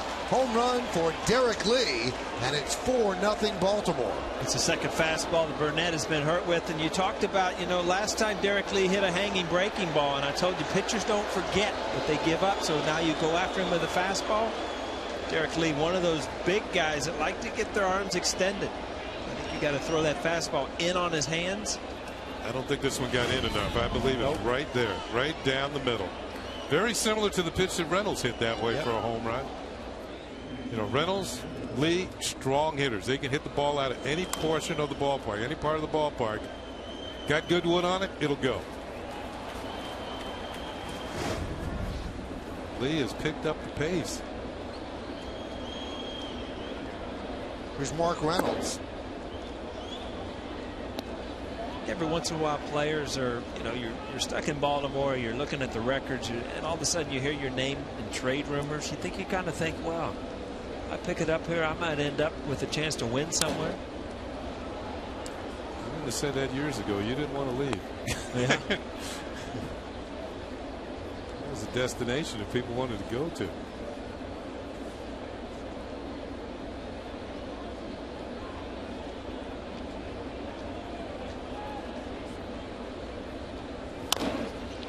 Rounded to third. Chavez is there. That's going to do it here in the sixth. But a home run by Lee gives the Orioles a run. Also gives them a 4-0 lead. We'll head to the bottom of the sixth.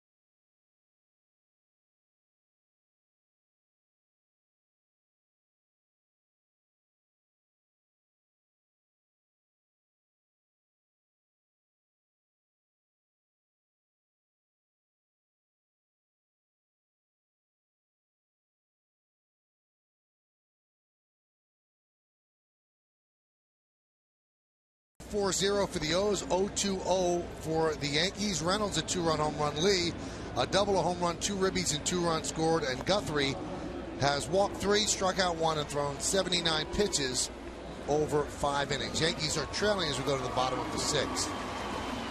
So home run by Derek Lee. Lee's 12th of the year. And that'll bring up Derek Jeter to lead off the sixth.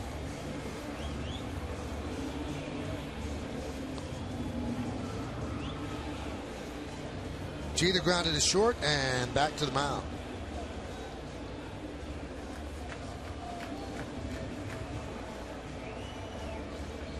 But Jeremy Guthrie's in that position where if he can get a couple more innings, there's a few guys out in that bullpen they can bring in that are good. It's getting by that 5th, 6th inning where you get into their middle relief. That's where they've had some problems.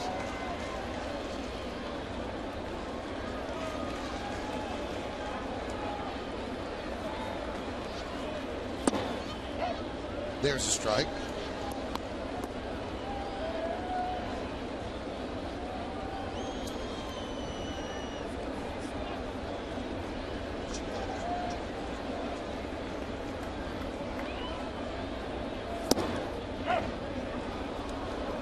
And only 3 fly ball outs tonight. So the infielder's been getting a workout. 2 flies to center by Gardner and a fly out to left field by Granderson, and everything else is ground balls with the exception of 1 strikeout.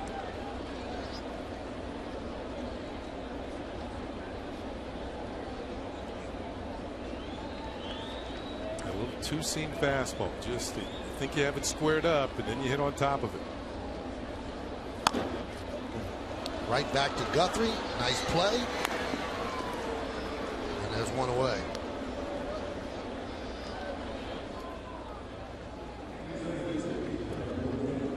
Tomorrow, it's a full slate of baseball as the Bombers battle the Birds in a day-night doubleheader. Complete coverage of Game 1 starts at 12:30 with the Tri-State Ford pregame, followed by all the action from the stadium. Then stick around for Game 2 with pregame coverage starting at 6:30. Orioles-Yankees doubleheader coverage starts tomorrow at 12:30, only on Yes. Kenny, what are we doing during games tomorrow? Between games? Between games? Between games. You'll be eating, won't you? I'm sure that's going to be part of it. You can't eat for 3 hours. Yeah. I mean, you're looking at a 4 to 7. I'm going to bring a book. A book? Yeah, read something. You know, pages, women binders. I thought you were going to throw something exciting out there. You don't have time to play 9 holes. You could hit some wedges down there.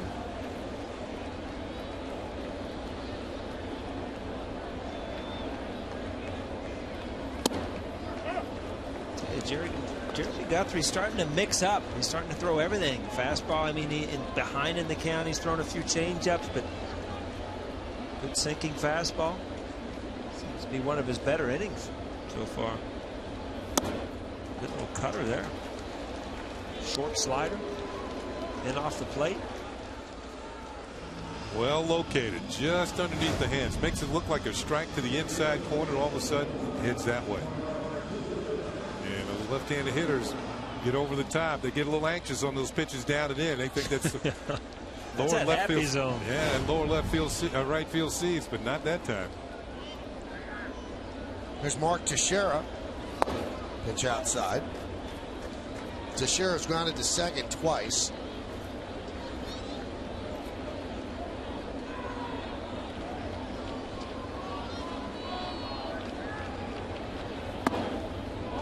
Count 2-0.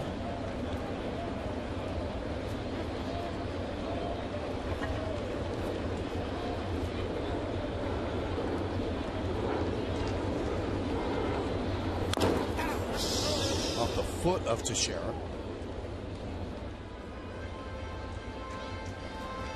Mark Teixeira open up. You've got a batter trying to open up and pull the ball, and a pitcher throwing a sinker that's going down and away. Up fouling that ball off your foot. Ouch. At the bottom of that shin pad, but still.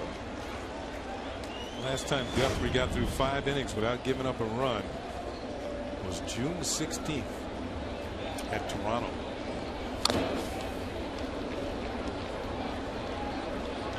Count 2-2. We're in the 6th inning. 2 runs for the Orioles in the second on Mark Reynolds' 2-run home run. They score a run in the 4th, back-to-back doubles by Guerrero and Lee, and then they score a run in the 6th on a Lee home run. Foul ball. Oh, we got him on the air with a little leather. He's not getting a web gem out of that. I'll tell you what, if you've seen some of the other plays, it's definite improvement out there.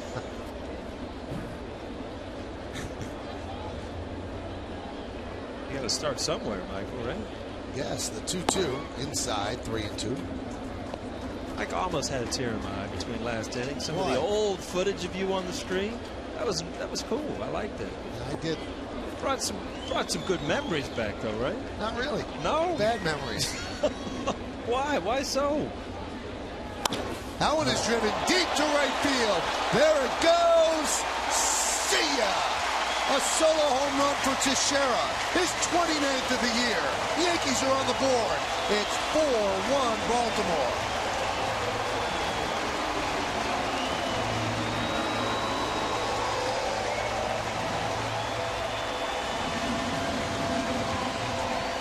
I think he got him to the 3-2 count. He said, well, I'm just going to throw this over. I'm not going to walk you. And he paid. Didn't have that downward movement some of the other fastballs did. Ball got up. When a sinker baller gets the ball up just a little bit, you get away from the downward sink and you kind of get a tail. And that's the ball that you can hit. You can elevate and put it in the seats.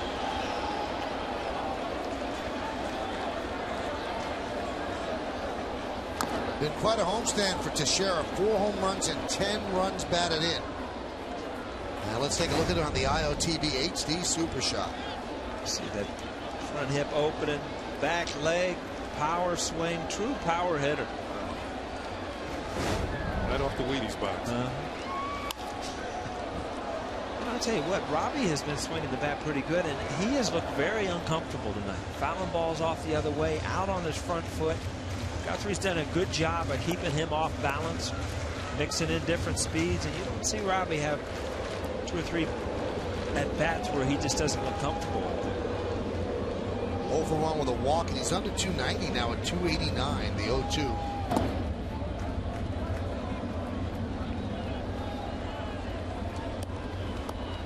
'29 home runs for Teixeira, 77 runs batted in.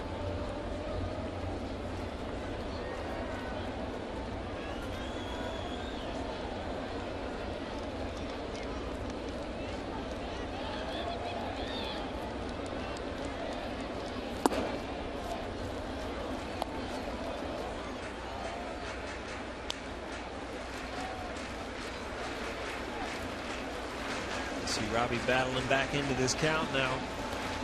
Always kind of a relief, Kenny, when you were 0-2 and all of a sudden you look up and you battle back to 2-2. You feel like you've kind of won the battle to get back in the count, get something good to hit. And I tell you what, Guthrie went back to that slider, back down and in. Well, the Yankees get on the board. Mark Teixeira on a 3-2 pitch drives it deep into the seats and right his 29th home run of the year. We're going to the 7th inning. It's 4-1 O's.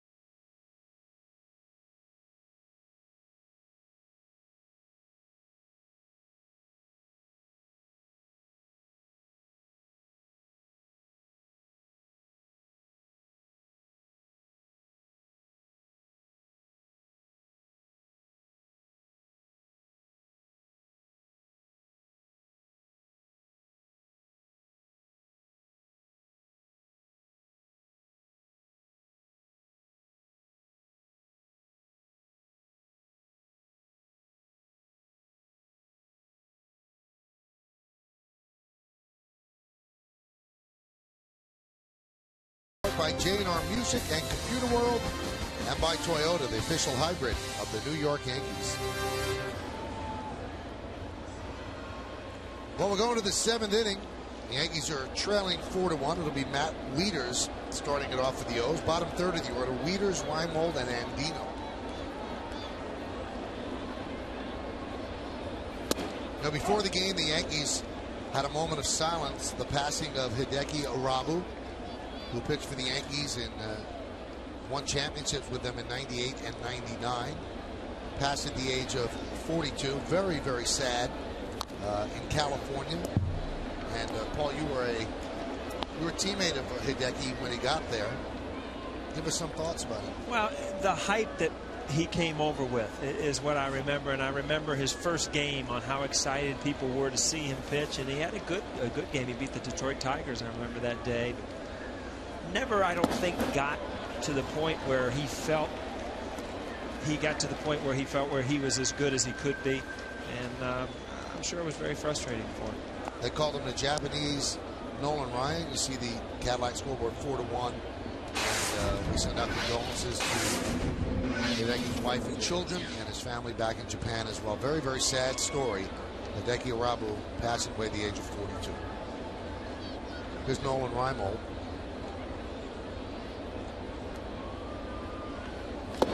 In 3 years with the Yanks, Irabu was 29-20, which certainly is not terrible. He came over, as Paul said, with such hype.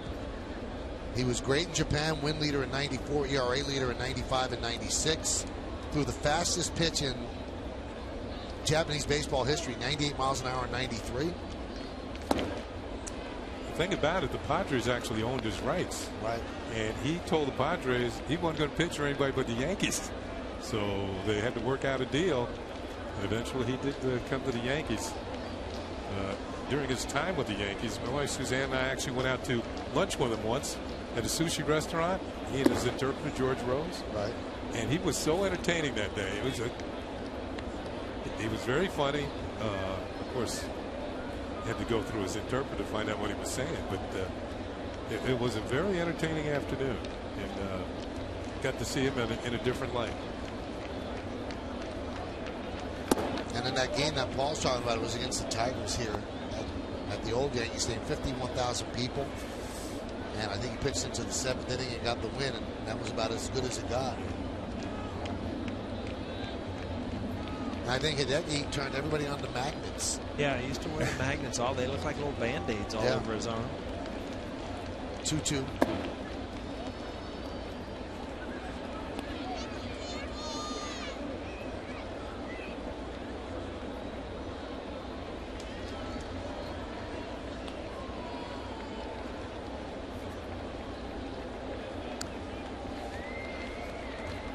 I really don't know how to explain it or figure out that, you know, A.J. Burnett has thrown some really, really good pitches tonight, but it seems like when he misses it all, I mean, he just gets hammered, and there's no reason for it, as good as his stuff is when you make a mistake at all. But he's really paid tonight. I mean, a couple fastballs he missed out over the plate, 2 home runs, a hanging breaking ball, double to center field.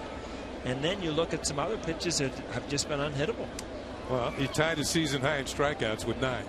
And so it's been, you're right, he's been great at certain instances during the game, but he's had those hiccups. The home run to Reynolds following a walk, where he just threw one and was right there. Then the 2 doubles with 1 out in the 4th, and then the solo home run to Lee with 2 outs and nobody on in the 6th after striking out 2 hitters. It's sort of like he's an enigma, you know. Right. He's got great stuff. I would not want to hit against him, to be honest with you. But I think if you do hit against him, you wait him out. You figure you get deep in the count against him. You might get something to hit.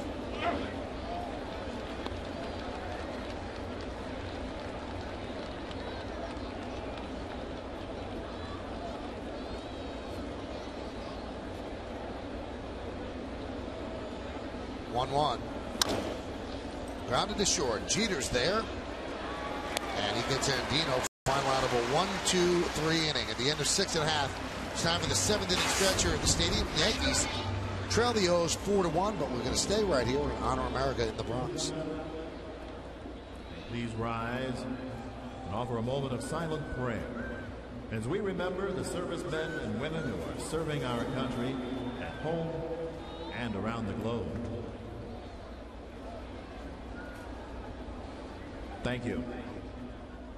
Now join in Kate Smith's rendition of God Bless America.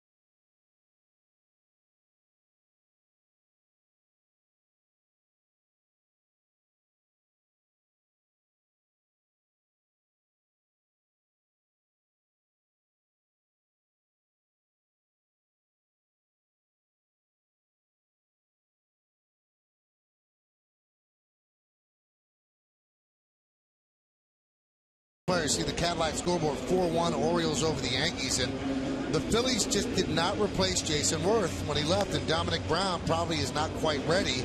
So they get a good young player who's under their control for 2 more years, Hunter Pence, a guy that the Astros have been saying that they don't want to trade, and they've traded him.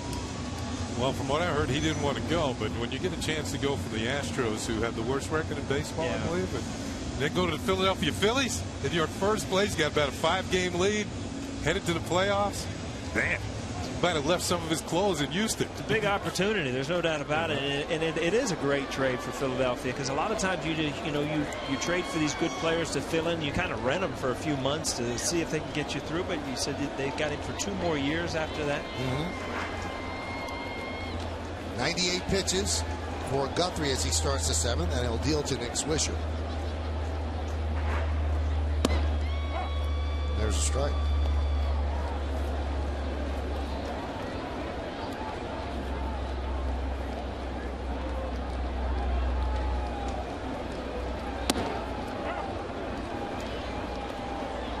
Swisher gave up on that one. Kenny, that was a good pitch to hit right there. Kind of a hanger breaking ball. He's been throwing that thing down and in, but you see this one hung over the plate a little bit. It gave up on it thinking it was high. I also think he thought he wasn't going to double up. He threw him 2 in a row. Now we see the one down out of the zone. Tried to, and he hung it out in the middle of the plate.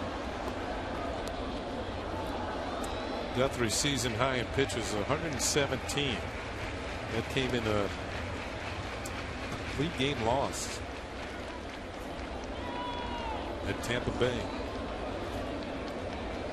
Well, if he feels like this is his time to get out and open some eyes, he's surely done it. He's pitched well, but shut down a team that has absolutely owned him over the years in the Yankees.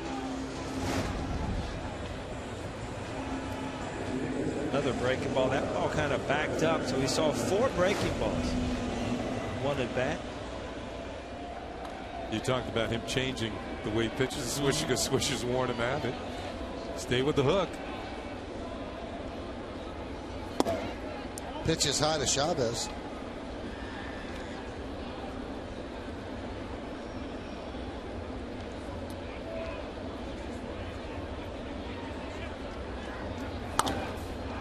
High pop-up. Shallow right. And Dino out. Markakis in. Markakis makes the play for the 2nd out.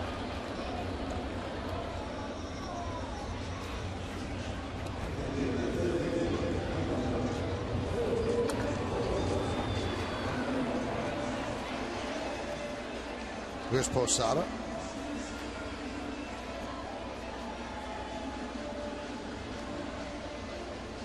Kenny, earlier in the game, we were kind of making fun. I was making fun of your old batting gloves. And tonight, you'll see 2 guys, in Vladimir Guerrero and Jorge Posada.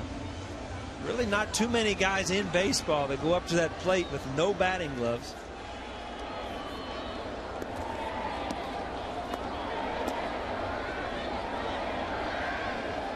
I don't know how these guys do it when it's really cold in April. You don't hit the ball, it's going to hurt. On to foul. Posada with a single in the 3rd and a walk in the 5th.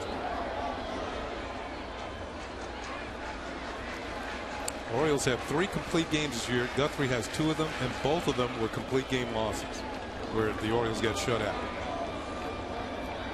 Talked about the run support. I mean, it's just, that's when you go to the locker room and feel like, I threw another great game and they just didn't get any run. But tonight he got some runs early. Served out to left. Reimold can't make the play. And a 2nd base hit for Posada.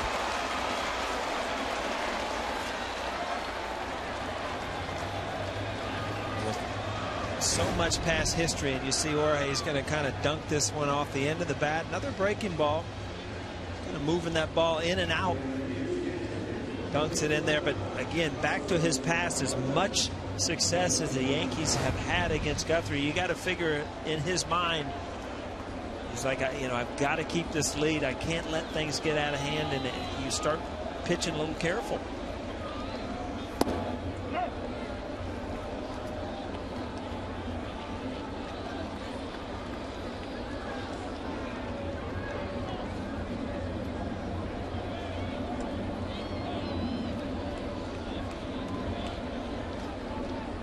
Russell Martin singled through the left side and also wrapped into a 5-4-3 double play.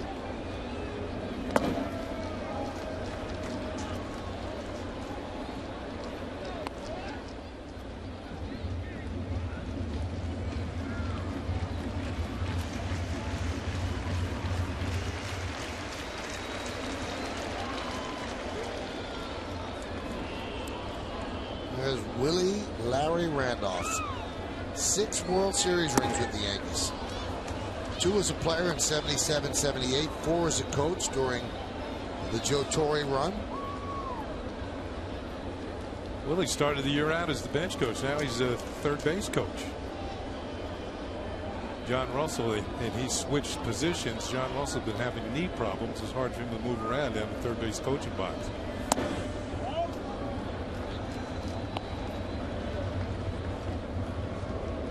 So Willie's still 1 ring ahead of Derek. Derek has 5 and Willie has 6. And he's 4 behind Yogi, and Frank Crissetti had a bunch as a coach and a player. Foul back. 18 seasons as a player, and he was an outstanding player. Yeah. 6-time All-Star. He was a Yankee captain, by the way, for 3 seasons. Yankee coach from 94 to 2004. 6-time world champion, as we mentioned, and he managed the Mets from 05 to 08. The 2-2. Took a lot of hits away from me, Paul. The thing that caught my eye, I didn't know that he was a captain. He was a Yankee captain. Huh? Yep. And he came within 1 Adam Wainwright curveball that froze Carlos Beltran of taking the Mets to the World Series. Good man. And the 2-2. Outside 3-2.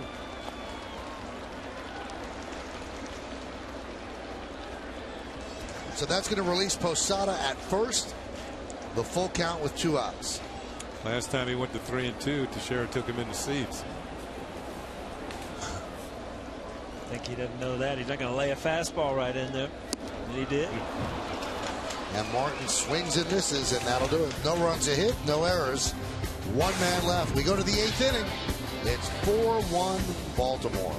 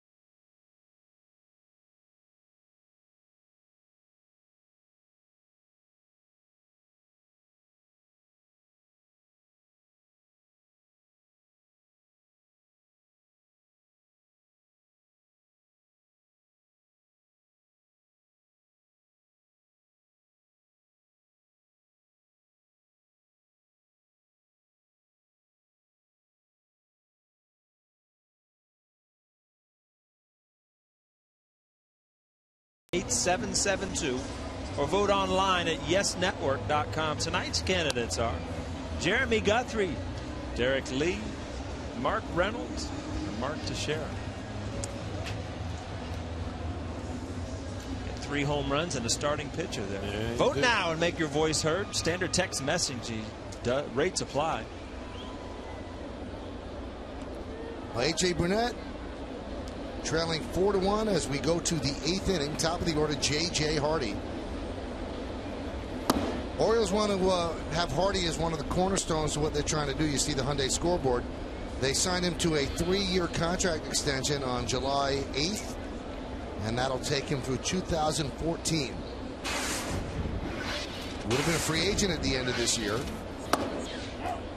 There are some fans in Baltimore wondering why he signed, because he could become a free agent, go anywhere, and he said because shown a little love by the ball club. They wanted him to stay. So a 3-year extension, pretty good money, I think over $20 million. So he's going to be in Baltimore. They don't have to worry about the shortstop position for a while. He said, I like the manager, I like the coaches, and I like my teammates. So why should I become a free agent? Well, you know what the fans are thinking. They haven't won in 13 years. Right. Well, they've got their parts. They've got Wieters, they've got Hardy, they've got Jones. So up the middle is the way you build. And if Brian Roberts gets healthy, which is a big question mark, he's been injury plagued the last couple of years. That's a good way to start building your club. Kenny, you live down there, so you see a lot more than the Orioles and we do. I mean, who do they have a face of this franchise? Who is the face of this franchise? I would have to say it's Wieters. Yeah, he made the All-Star team this year. Hardy's only played. He missed a lot of time with oblique strain, but still, as I said, he got 18 home runs in 75 games. You get anything elevated, he is going to hit it hard. Now in his line into right field, coming on Swisher, and he makes the play. Boy, he hit that ball hard, but it stayed up, hit it too hard. I'll tell you what, Nick Swisher got a great jump on ball, and this ball is caught by the first 2 steps you take as an outfielder. How good a jump you got makes that play easy.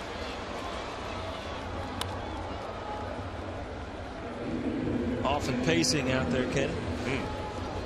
Nice play. Tell you what, as a right fielder, you see AJ Burnett likes that. As a right fielder, you get a great jump, and you're going in, you're just hoping this thing does not get in those lights somehow, because there's that little dead zone out there in right center that you can just lose it for an instant. Swisher's made a couple of good plays out there tonight. Yeah, first inning, into the wall. Markakis hit a couple balls hard tonight. He's got nothing to show for it. Pitch to Markakis is a strike. Now, Kenny, you were telling us that Markakis is taking Guerrero's bat. That's why he's choking up. Well, he got off to such a poor start this year. Yeah, but then he had a streak where he hit tied his career high in hitting streak in 19 games and hit .414 during the streak. And you know, when you're struggling, you'll try anything. So he started using Guerrero's bat, started to hit. And his bats might be a little heavier than his. So what he does, he chokes up on him. You can see the big knob at the bottom. Kind of reminds you of the bats that Barry Bonds used to use. That one is driven down the right field line. It is going to be one hop into or against the foul pole. At least I think it did. It's a double nonetheless. And Markakis has had some good at bats. He hit a ball on the line earlier in the game, hit a one hopper to second. It's coming right into your living room. I think you're right, Michael. Yeah, it did hit so it didn't even merit a throw. It was an automatic double. Yep. Cost a fan a ball. Markakis had 4 straight 40 double seasons. He was double trouble. He's not going to make it this year, though. There's Adam Jones.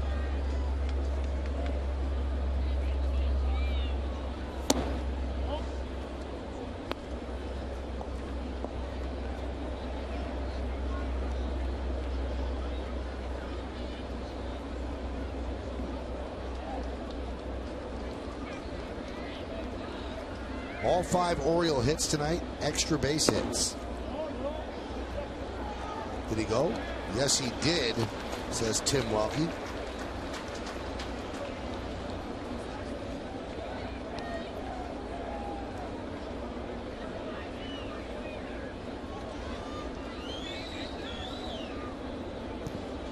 Hour and 49-minute rain delay at the start. We're in the 8th inning. It's a 4-1 Oriole lead. The pitch. Swing and a miss. 1-2. Burnett's made some of his best pitches to Jones tonight, and Jones came in hot. He was 9 for his last 20. Had a good series up in Toronto. Well, the Orioles came to the Bronx and it needed extendo bat to get that one. Luis Ayala warming for the Yanks. Amazing, you threw a two-seamer in, and how big that outside corner gets after being busted in a little bit. Grounded to short. Jeter's there. Guns down Jones for the second out. So Jones upset, and the reason he is upset because Burnett hung that ball. That was a good pitch to hit for a hitter. Just goes to show you, pitchers, they don't hit them all. And once in a while you make a mistake and you get rid of it. See, the ball kind of just hung out over the middle of the plate.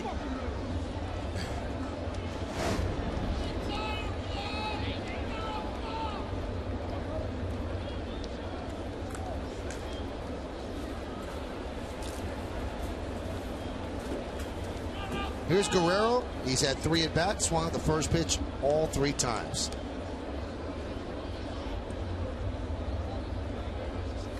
Now it's 4. That couldn't happen again, could it? Long run for Swisher, and it's a foul ball.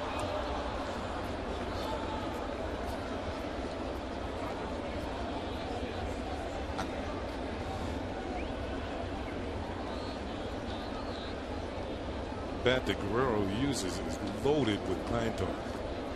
I mean, like the first bat he ever used in a big league. Boy, that kind of bat got George Brett in trouble. Yeah, look at that. Is that rule just no longer? I mean, it's that rule's no longer, I think.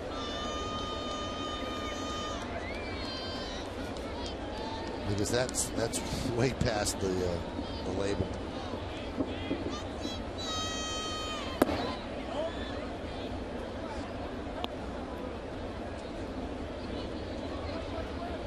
.318 lifetime average. You look at Guerrero's numbers, and you know what? He's going to end up in Cooperstown. His numbers just jump out at you. 444 home runs.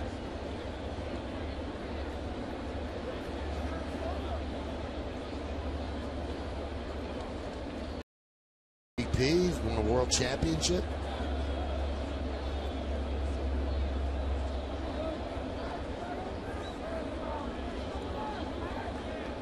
Nine-time All-Star.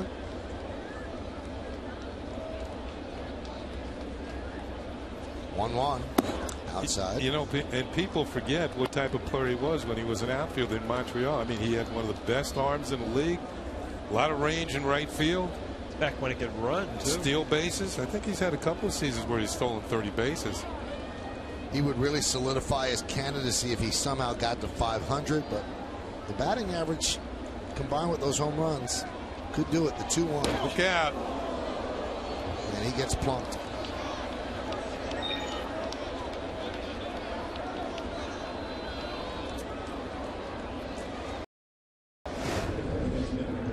Looked like a two-seamer that just kind of took off. See, it just followed Guerrero, and he was trying to get out of there. Get him in the right thigh. Yeah, you're right. I'm looking at some of his stats here. And back in Montreal, back-to-back years, he had 37 stolen bases, 40 stolen bases. Wow. He was a good all-around ball player. Here's Derek Lee, big spot in this game. Breaking ball is a strike. Lee is hurt Burnett. He scored 2 runs. He has a double, a home run, a walk.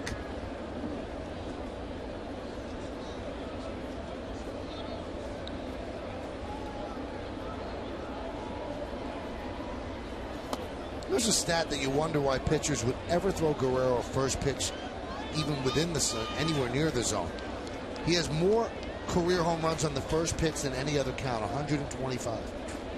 He's up there cutting and slashing, like to bounce the first pitch. He's not like the type of hitter that you need to get ahead of because you're not going to walk him. The 1-1, grounded foul.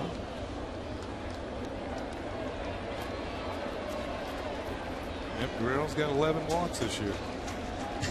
All 11 of them? I think it took him till June before he got his first one. Was it intentional? He's got 2 intentions. Cutting and slashing.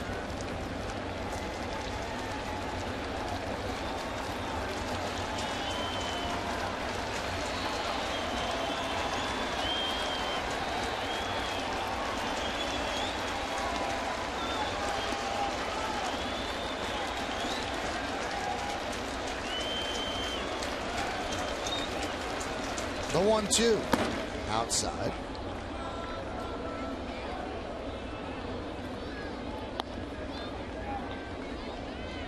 Another big pitch for A.J. Burnett. Derek Lee's had good at bats tonight. Home run, double to center field. Now you've got an opportunity. You've got 2 outs for Burnett to try to get out of this.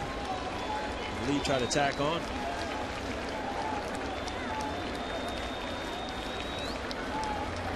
Two high. So the base runners will be going on the 3-2.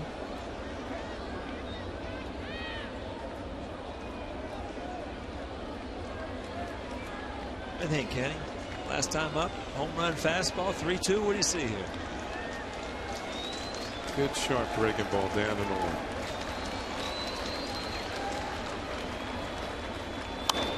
Yeah, the heater. I was just going to say, boy, good call. I saw him setting up outside. Had to sneak the fastball by him. Yeah, but the pitch wasn't there. It kind of drifted back to the middle, and that's the one that had him in trouble. And a good swing by Derek Lee. This might have frightened him to a breaking ball, though. This pretty good swing.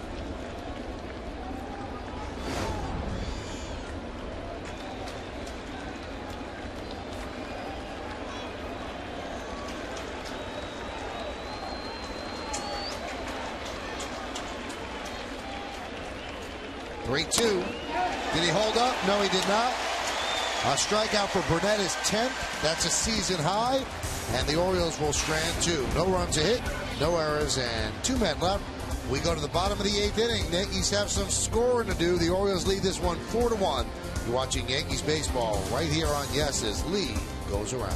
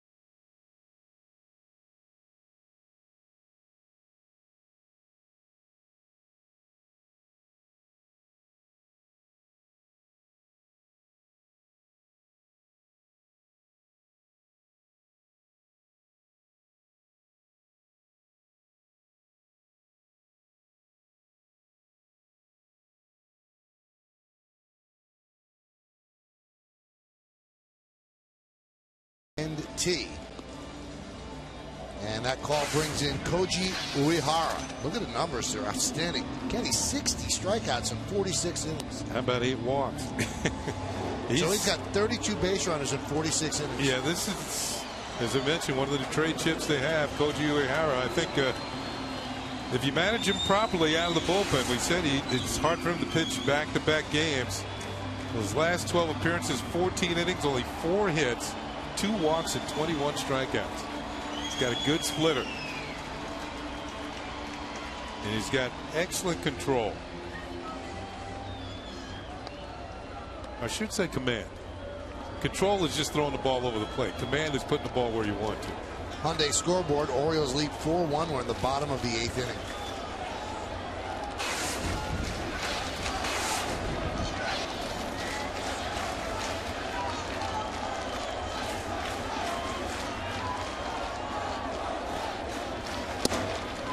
And the pitch to Gardner. Here's a strike. Gardner's 0 for 3 tonight on this homestand, 4 for 22.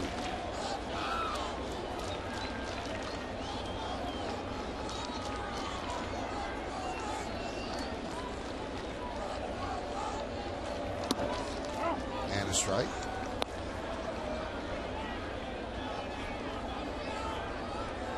Kevin Gregg has been very shaky closing for the O's. Uehara has done a better job setting him up. The 0-2, swing and a miss.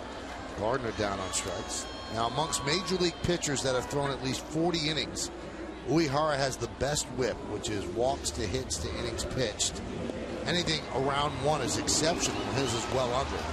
It's a 0.70 whip.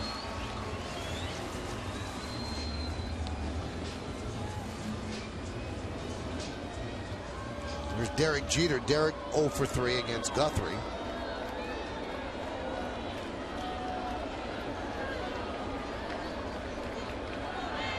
Three ground balls, ground ball to short, and then 2 back to the mound. See that off-speed pitch, Kenny, and you see the hitters, you know, he kind of jumps at you. So you kind of, as a hitter, jump at him. Look fastball. You see Derek way out in front here. Remember the game at Baltimore, Michael, where Uehara came in and gave up the 3-run homer to A-Rod in the 9th inning? I think that's the only time that I've really seen him have a poor outing.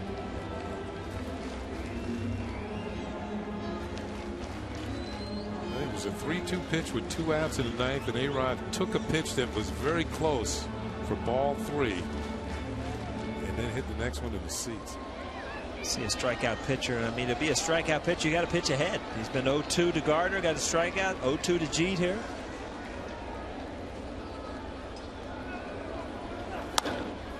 Given the other way. And out of play. Well, the Orioles have a decision to make. I don't think it's that tough of a decision. They're not going anywhere. They're in last place in the East. It's nice to have good relief pitchers, but if you could get something decent for him, and teams would jump at a guy like this, a contending team, to put him in the bullpen and maybe restock with some youngsters, that's up to GM Andy McPhail. It's all about getting some prospects. The Orioles have very little help. All the young pitchers that they've had have been in the big leagues. Some of them are back in the minors. 2 of them are scheduled to pitch tomorrow. Come back from the minor leagues to pitch. Chris Tillman and Zach Britton. Both of them started the year in the bigs, back down in the minors. 1-2. 2-2.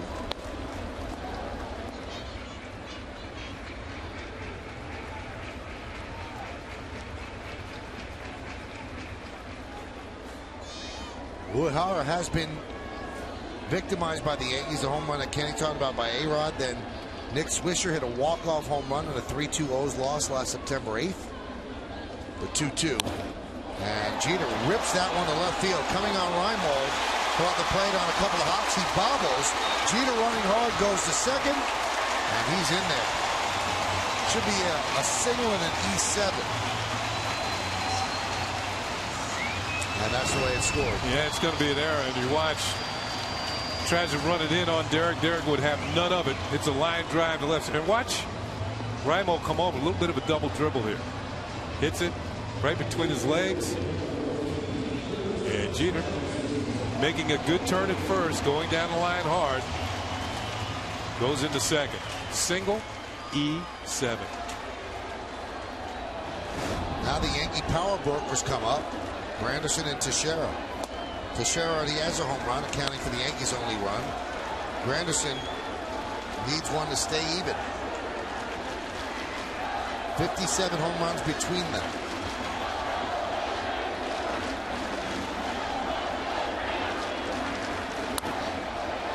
Hammered foul.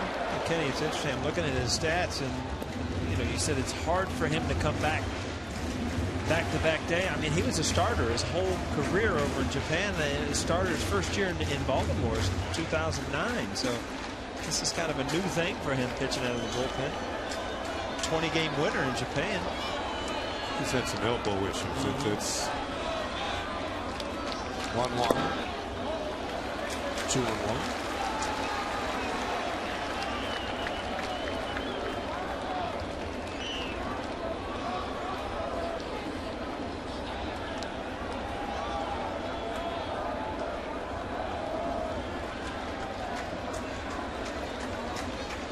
2-1. There's a strike. Let's take a look at the Major League home run leaders, brought to you by the HP Touchpad. Everybody on.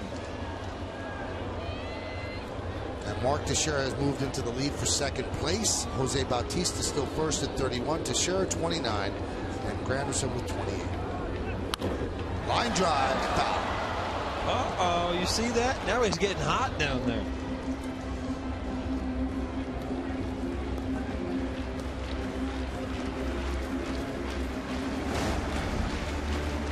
Look at this little backhand action. Comfortable down there. You know he's thinking, take that, O'Neal. Yeah, that's funny. I was making it. We were talking before the game down in the cage. He was getting all ready. 2-2. Swing and a miss. Fastball upstairs. In the elevator, he uses that split finger to set up his fastball. His fastball is 89. It's not overpowering, but it's out of the zone. Yeah, Curtis helped him out. That pitch was out of the zone.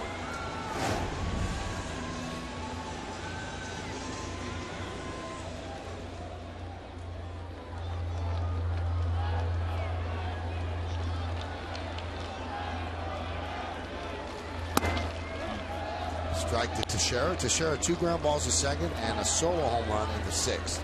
Jeter's at second with 2 outs. We're in the bottom of the 8th inning.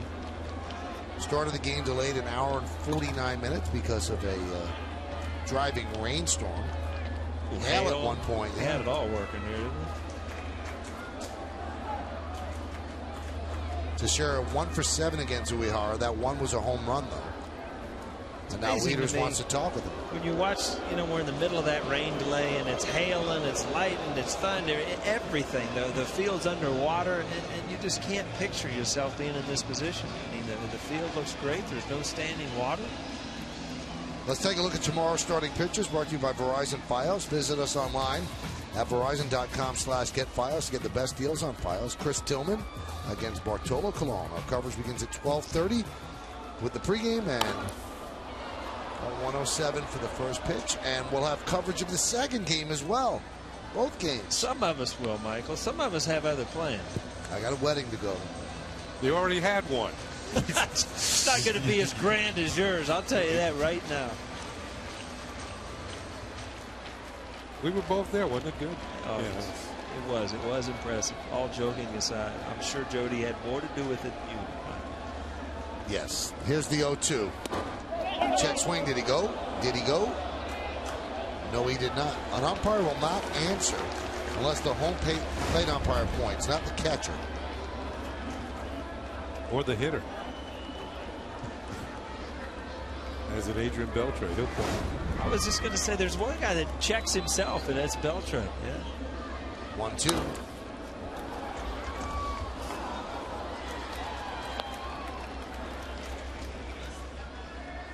Manny Ramirez sometimes would check himself. Well, I didn't check because they had a tendency to strike you out when you check. You ever check down there, Kenny? No. I didn't even want to look down there when they check. Just hold your breath. Come on, let me stay up here a little longer. 1-2. High pop-up. Shallow right. Markakis comes in and makes the play for the final out. So a scoreless 8th by Uehara. No runs a hit, 1 error, 1 left. We'll go to the 9th. It's 4-1 O's.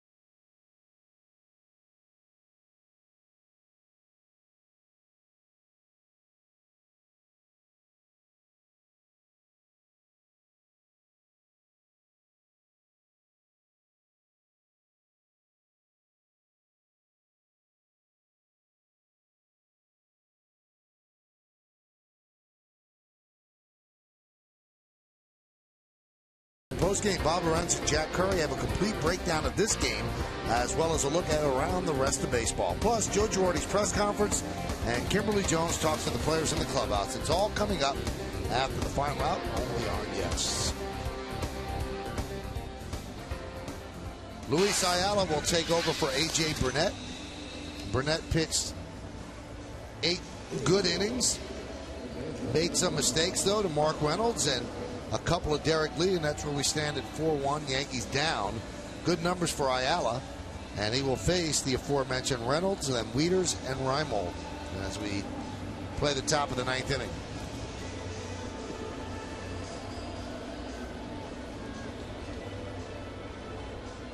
Talking Baltimore is if they end up trading Derek Lee, they would move Reynolds to first and see if he can handle that position. The move would be necessitated by the fact he's made 21 errors at third. There's a strike. Derek Lee's had an RBI double and a home run and a walk and 2 runs scored tonight. Scouts all over Yankee Stadium this entire homestand. So they are certainly making their notations on Derek Lee. You can be sure Yankee scouts are scattered throughout Major League Baseball, too.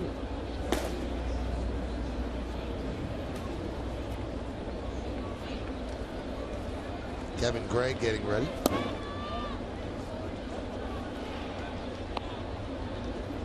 I believe that A.J. Burnett, I mean, if he looks back over his game, I mean, he should be out there free and easy throwing strikes, but it's hard to do that when you make few mistakes like he did tonight, and the mistakes cost you home runs and doubles. I mean, he did not make that many mistakes tonight, far less in the last game, and they cost him runs tonight. 10 strikeouts, only 1 inning where he didn't record a strikeout. But then 5 hits, all 5 are for extra bases. Extra base hit, a couple home runs.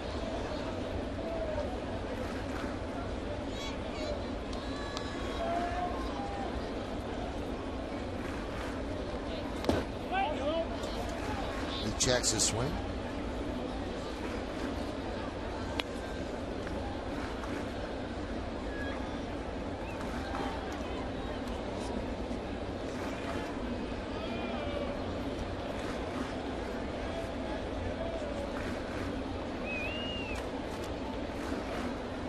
And Ayala deals the 2-2. Looped into shallow center. But Granderson right there to make the play. 1 down.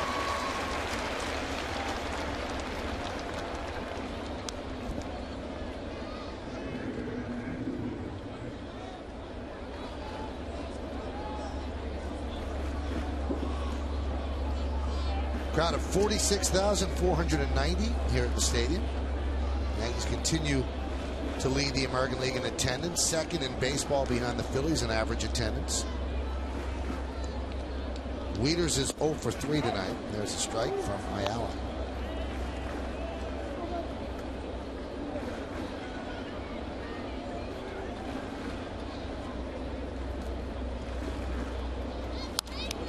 Foul back to the screen.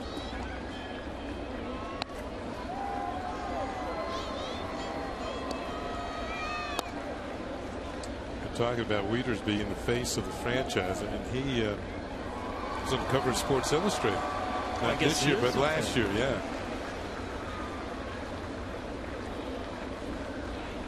It said it made the All-Star team this year.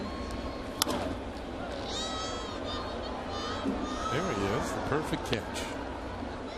A lot of hype compared to Joe Mauer. They actually called him Mauer with power. You know, years ago, you look back, and Kenny, you were part of it when, you know, the Orioles were a powerhouse, a good team. Definitely Baltimore, baseball town now. I mean, with the Ravens, the success they've had, I mean, is Baltimore still a baseball town in your mind? No. I would think that when the lockout ended the other day, it's been all football talk. Is that right? Yeah. Yep.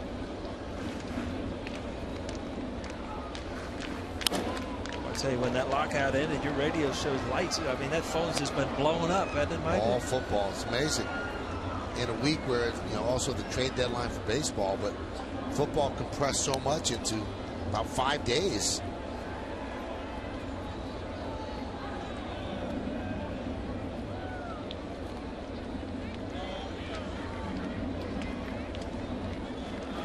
The 1-2.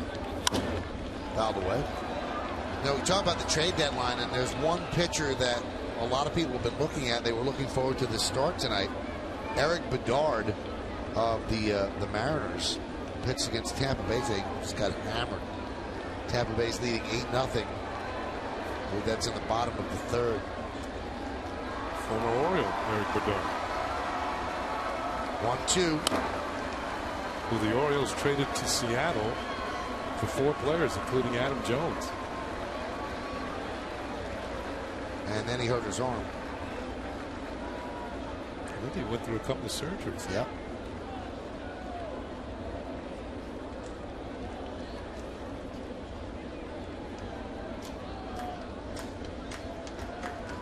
Swing and a miss, so Wieters ends up losing that battle as Ayala strikes him out. Put out made it first, 2 down.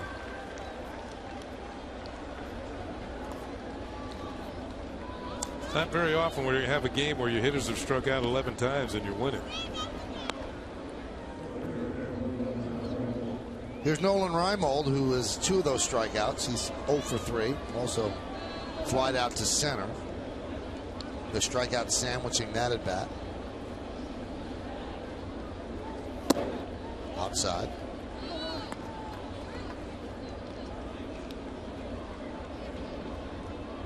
See, Ayala will change arm angles. He really dropped down on that one. Stays up top on that one and really gets that ball to run in. Let's see how Ayala can get movement, but a lot of times when you change arm angles on pitch to pitch, it's really tough to find a consistent release point.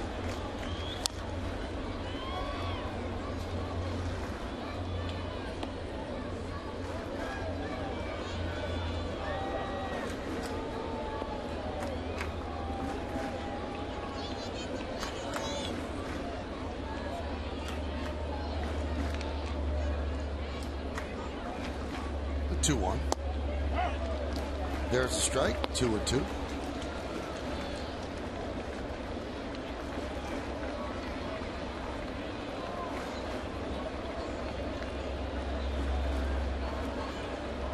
And the pitch. Laced into center field. Coming on. Granderson. He's going to make the play on a hop. So a base hit for Reimold.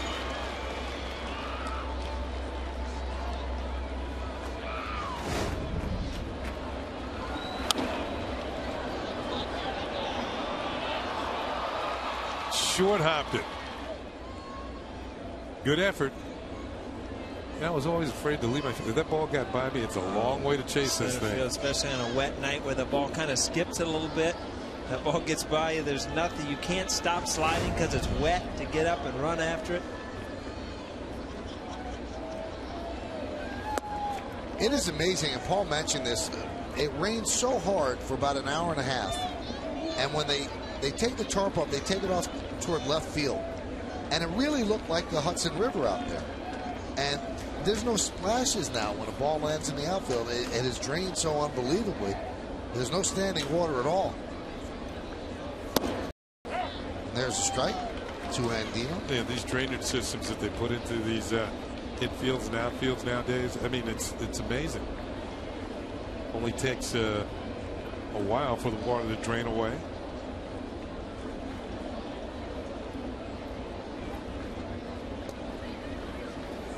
It's like it didn't rain at all.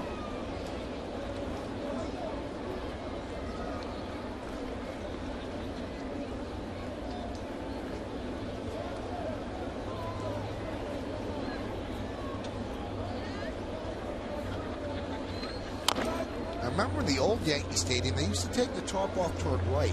Yeah, I remember real well, They dump all the water by Paul O'Neill's feet. Now they drain it out toward left. That's right. I remember that very well. I'd be out there running sprints and it's knee deep in water. They didn't care about right field. I've read about in the older days, they called games because of wet ground. Just couldn't play them. I mean, the field was saturated. 1-2. Grounded. Past a diving Chavez and into left field. A base hit for Andino.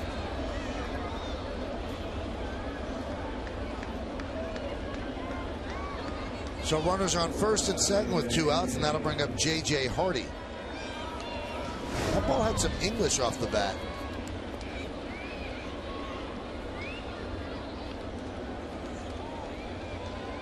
Ball kind of kicked away with him or from him on that hop. Yeah, you can see the spin on the ball as it's going to hit the turf and hit the dirt, I should say, and just move away from Greg Chavez. 6 years in a row he won a Gold Glove at third base with the A's. Pitch to Hardy inside. Hardy's hit the ball in the air 4 times. Popped up the short, and then he tried each of the outfielders.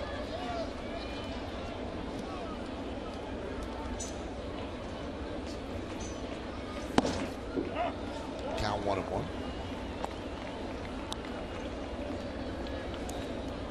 Hardy was taken well to the leadoff spot vacated by Brian Roberts. Although he does not have the complete skill set. Roberts can steal bases. Hardy, 18 home runs, has not stolen a base this year. If Roberts ever comes back, then you could move Hardy into the third spot in the order. That kind of power. Yeah. 322 with runners in scoring position this year.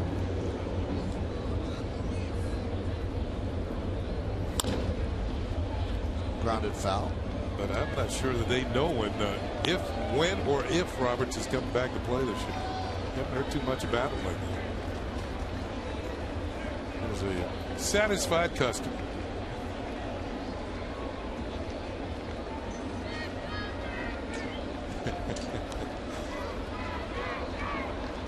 He just found a gold bar. Made his night. Took 9 innings, but it made his night.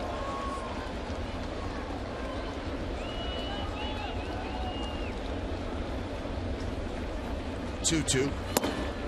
Missed outside. Kenny, most hitters, if you look at Hardy, most hitters have their hands go up as they kind of load, and Hardy keeps those hands low, which keeps him under that high pitch. You're talking, he's a good high ball hitter.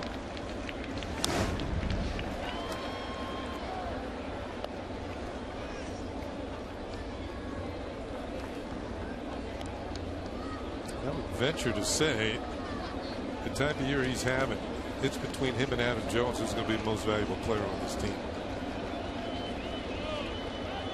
Jones might win it because he's going to play in more games.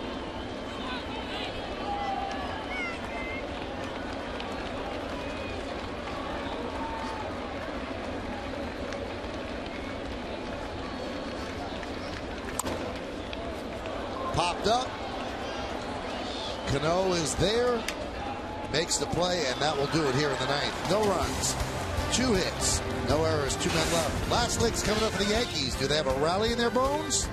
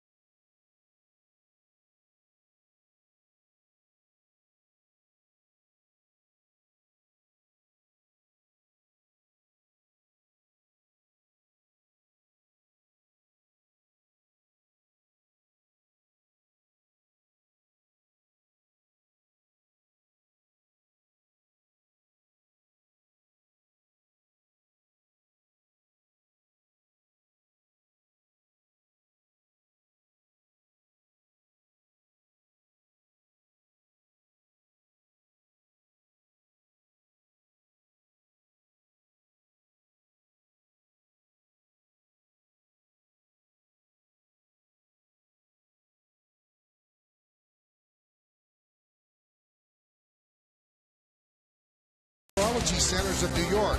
The best care in the world right in your backyard.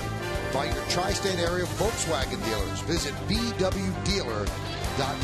And by McDonald's. I'm loving it. Well, the Orioles closer comes on. It's going to be Kevin Gregg. See the numbers on Gregg. 16 saves. A lot of walks. That's 61 base runners in 39 innings for him. A 3.69 ERA. Has a new left fielder, Felix P.A. takes over for Nolan Reimold. There's Felix. And Gregg will face Cano. There's a strike. Cano, Swisher, and Chavez here in the bottom of the 9th inning.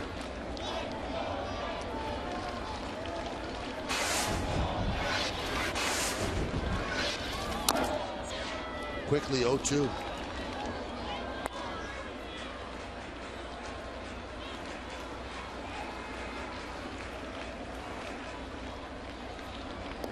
I think Guthrie's last start with the Orioles had a great outing, shut down a good team. Well, you know, if the scouts are here, they could make a good recommendation. So we should try and get this guy. The 0-2. Oh my! You know what? He did have a good outing. A lot of ground ball outs. Only made one mistake to Teixeira. That was on a 3-2 fastball that was right there to be hit.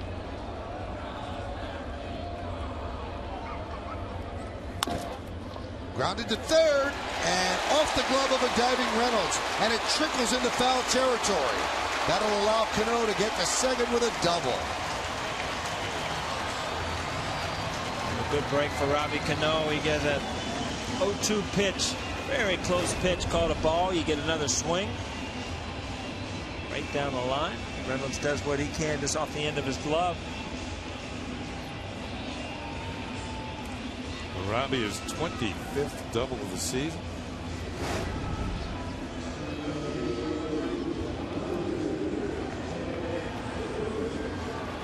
And he leads the Yankees in that category. There's Nick Swisher. Nick 0 for 2, 2 strikeouts and a walk. Yankees down 4-1.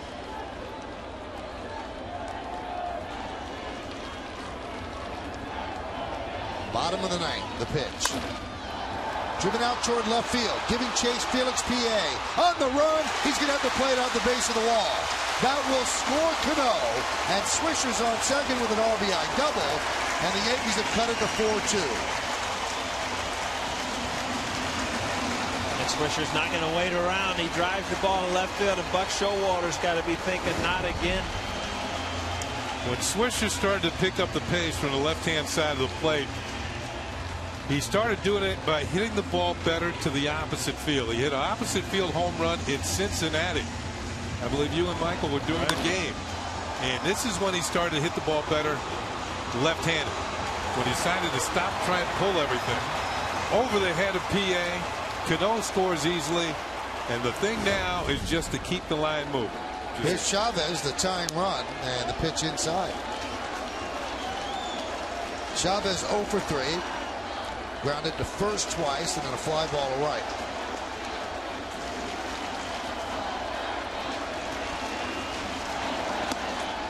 Well, the Yankees finally wake up here in the bottom of the 9th inning. The entire evening seems like they've been underwater, but you have to give credit to Jeremy Guthrie and Koji Uehara. That one is served out to left field. P.A. will make the catch. Swisher just bluffs as the throw comes into Hardy. So there's one out.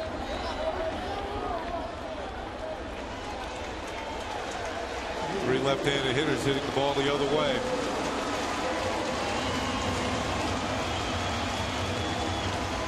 Here's Posada. He touched Guthrie for 2 hits and also walked.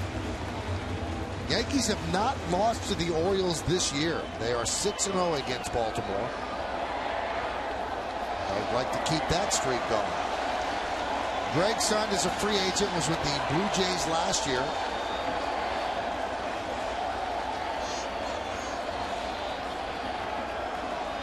And has been a thrill a minute trying to close games. Through June 8th, a 2.96 ERA. Since then, 4.91. See what Posada's done against Gregg. 2 for 10, and one of the two a home run. As Wieters wants to go out and talk with his closer.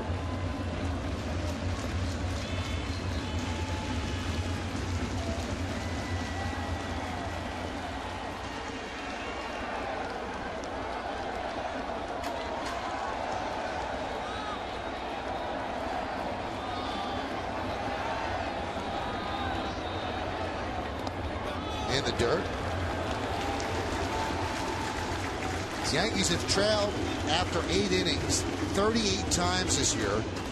They've come away with 2 wins. This is the 39th time.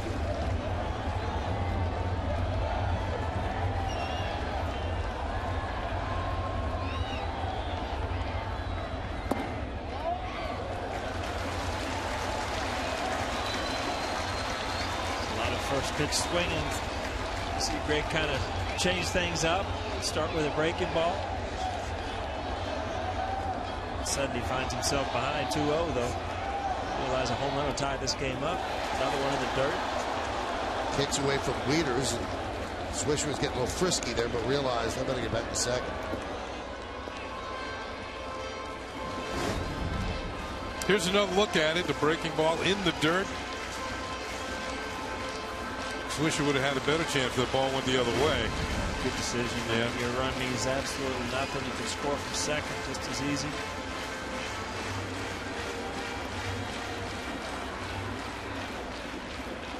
You get a base hit, they're usually going to let you score anyway and throw the ball to second and make sure that the tying run doesn't get in scoring position. Taking all the way, 3-1 now. On deck is Russell Martin. Posada, you have to look dead fastball here, inner half. I think you can take a chance here. Greg has not been able to throw that breaking ball off speed over the plate. Does it? Well, he does it. That's ball 4. So now the Yankees have the tying runs on, and Buck Showalter starting to pace. I've always said a manager has that one job, as Dickerson will pinch run for Posada. You get a lead to your closer, and you've pretty much done what you're supposed to do. Now, if your closer doesn't do the job, all you can do, I guess, is sweat through it. But that's what every manager manages toward. That's what he's going to do. You look at the Baltimore bullpen. There's nobody up over there. Meanwhile, Posada was on base all 4 times in it. 2 hits and 2 walks. So here's Russell Martin. He comes up as the winning run. Bottom of the 9th inning. Orioles lead 4-2.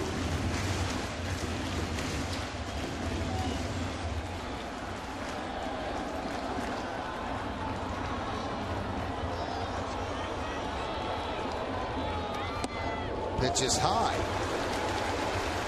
Swisher at second. Dickerson pinch running for Posada is at first.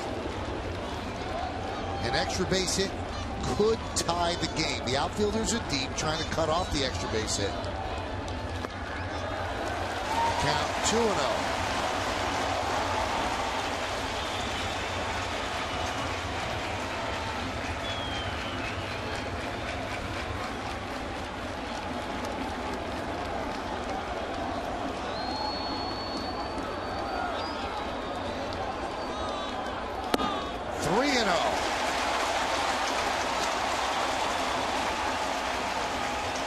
Does Joe Girardi green light Martin as Gardner waits on deck? Greg's having so many problems. I think you let him dig as deep a hole as he can. Taking all the way, 3-1. Okay, you could even take another one here. Greg's had so much problem with the strike zone on this at bat, but Russell Martin is hard as a hitter. To take that pitch right down the middle. Martin with 10 home runs.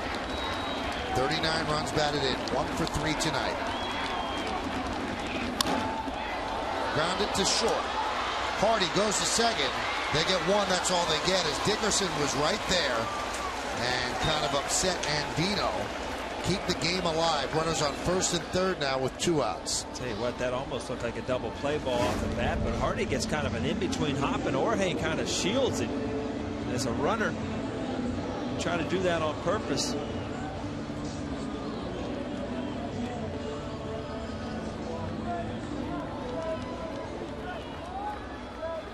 Their Swisher just trying to keep from being hit with the ball.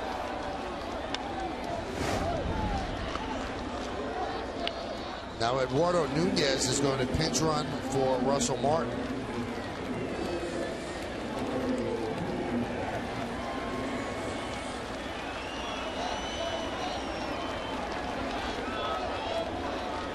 Weeder's good at throwing out runners, so I think Nunez is there to try to score the extra base hit rather than attempt to steal second and maybe end the game there. Here's Gardner.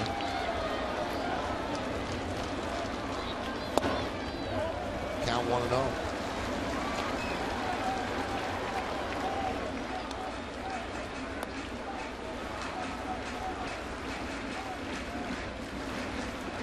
And if you look at the way the outfielder playing, Brett Gardner hits that left center field gap, and he's going to run all day. We're going to have a tie game wide open out here in left center. Waves through that one. The count 1-1. Notice the outfielders, Kenny, and think that's the way they're going to pitch it? I always looked at the center fielder when I came to the plate. And most of the time they played me straight up there because that was either gap. That's right here, fastball away, and it's kind of leaving left center open. Missed outside. 2-1 on deck is Derek Jeter. Swisher's at third. Nunez at first. Jeter on deck. Gardner at the plate. Boy, that's a dangerous pitch right there to Brett Gardner. When you're going to throw him away, even a line drive over the shortstop head, and he gets through to that gap, it's going to roll.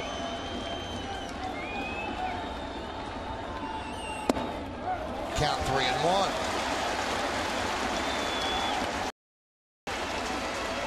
I think Brett Gardner's in a little different position than Russell Martin was. 3-1. You might see Brett Gardner take a pitch.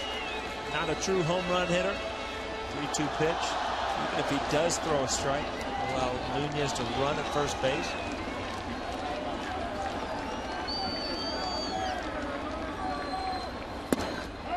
There's a strike. Clipped the outside corner. Gardner thought it was ball 4.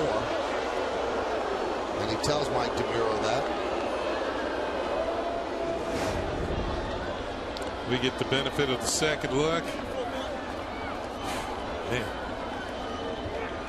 Yeah, here's a better angle. That's ball 4.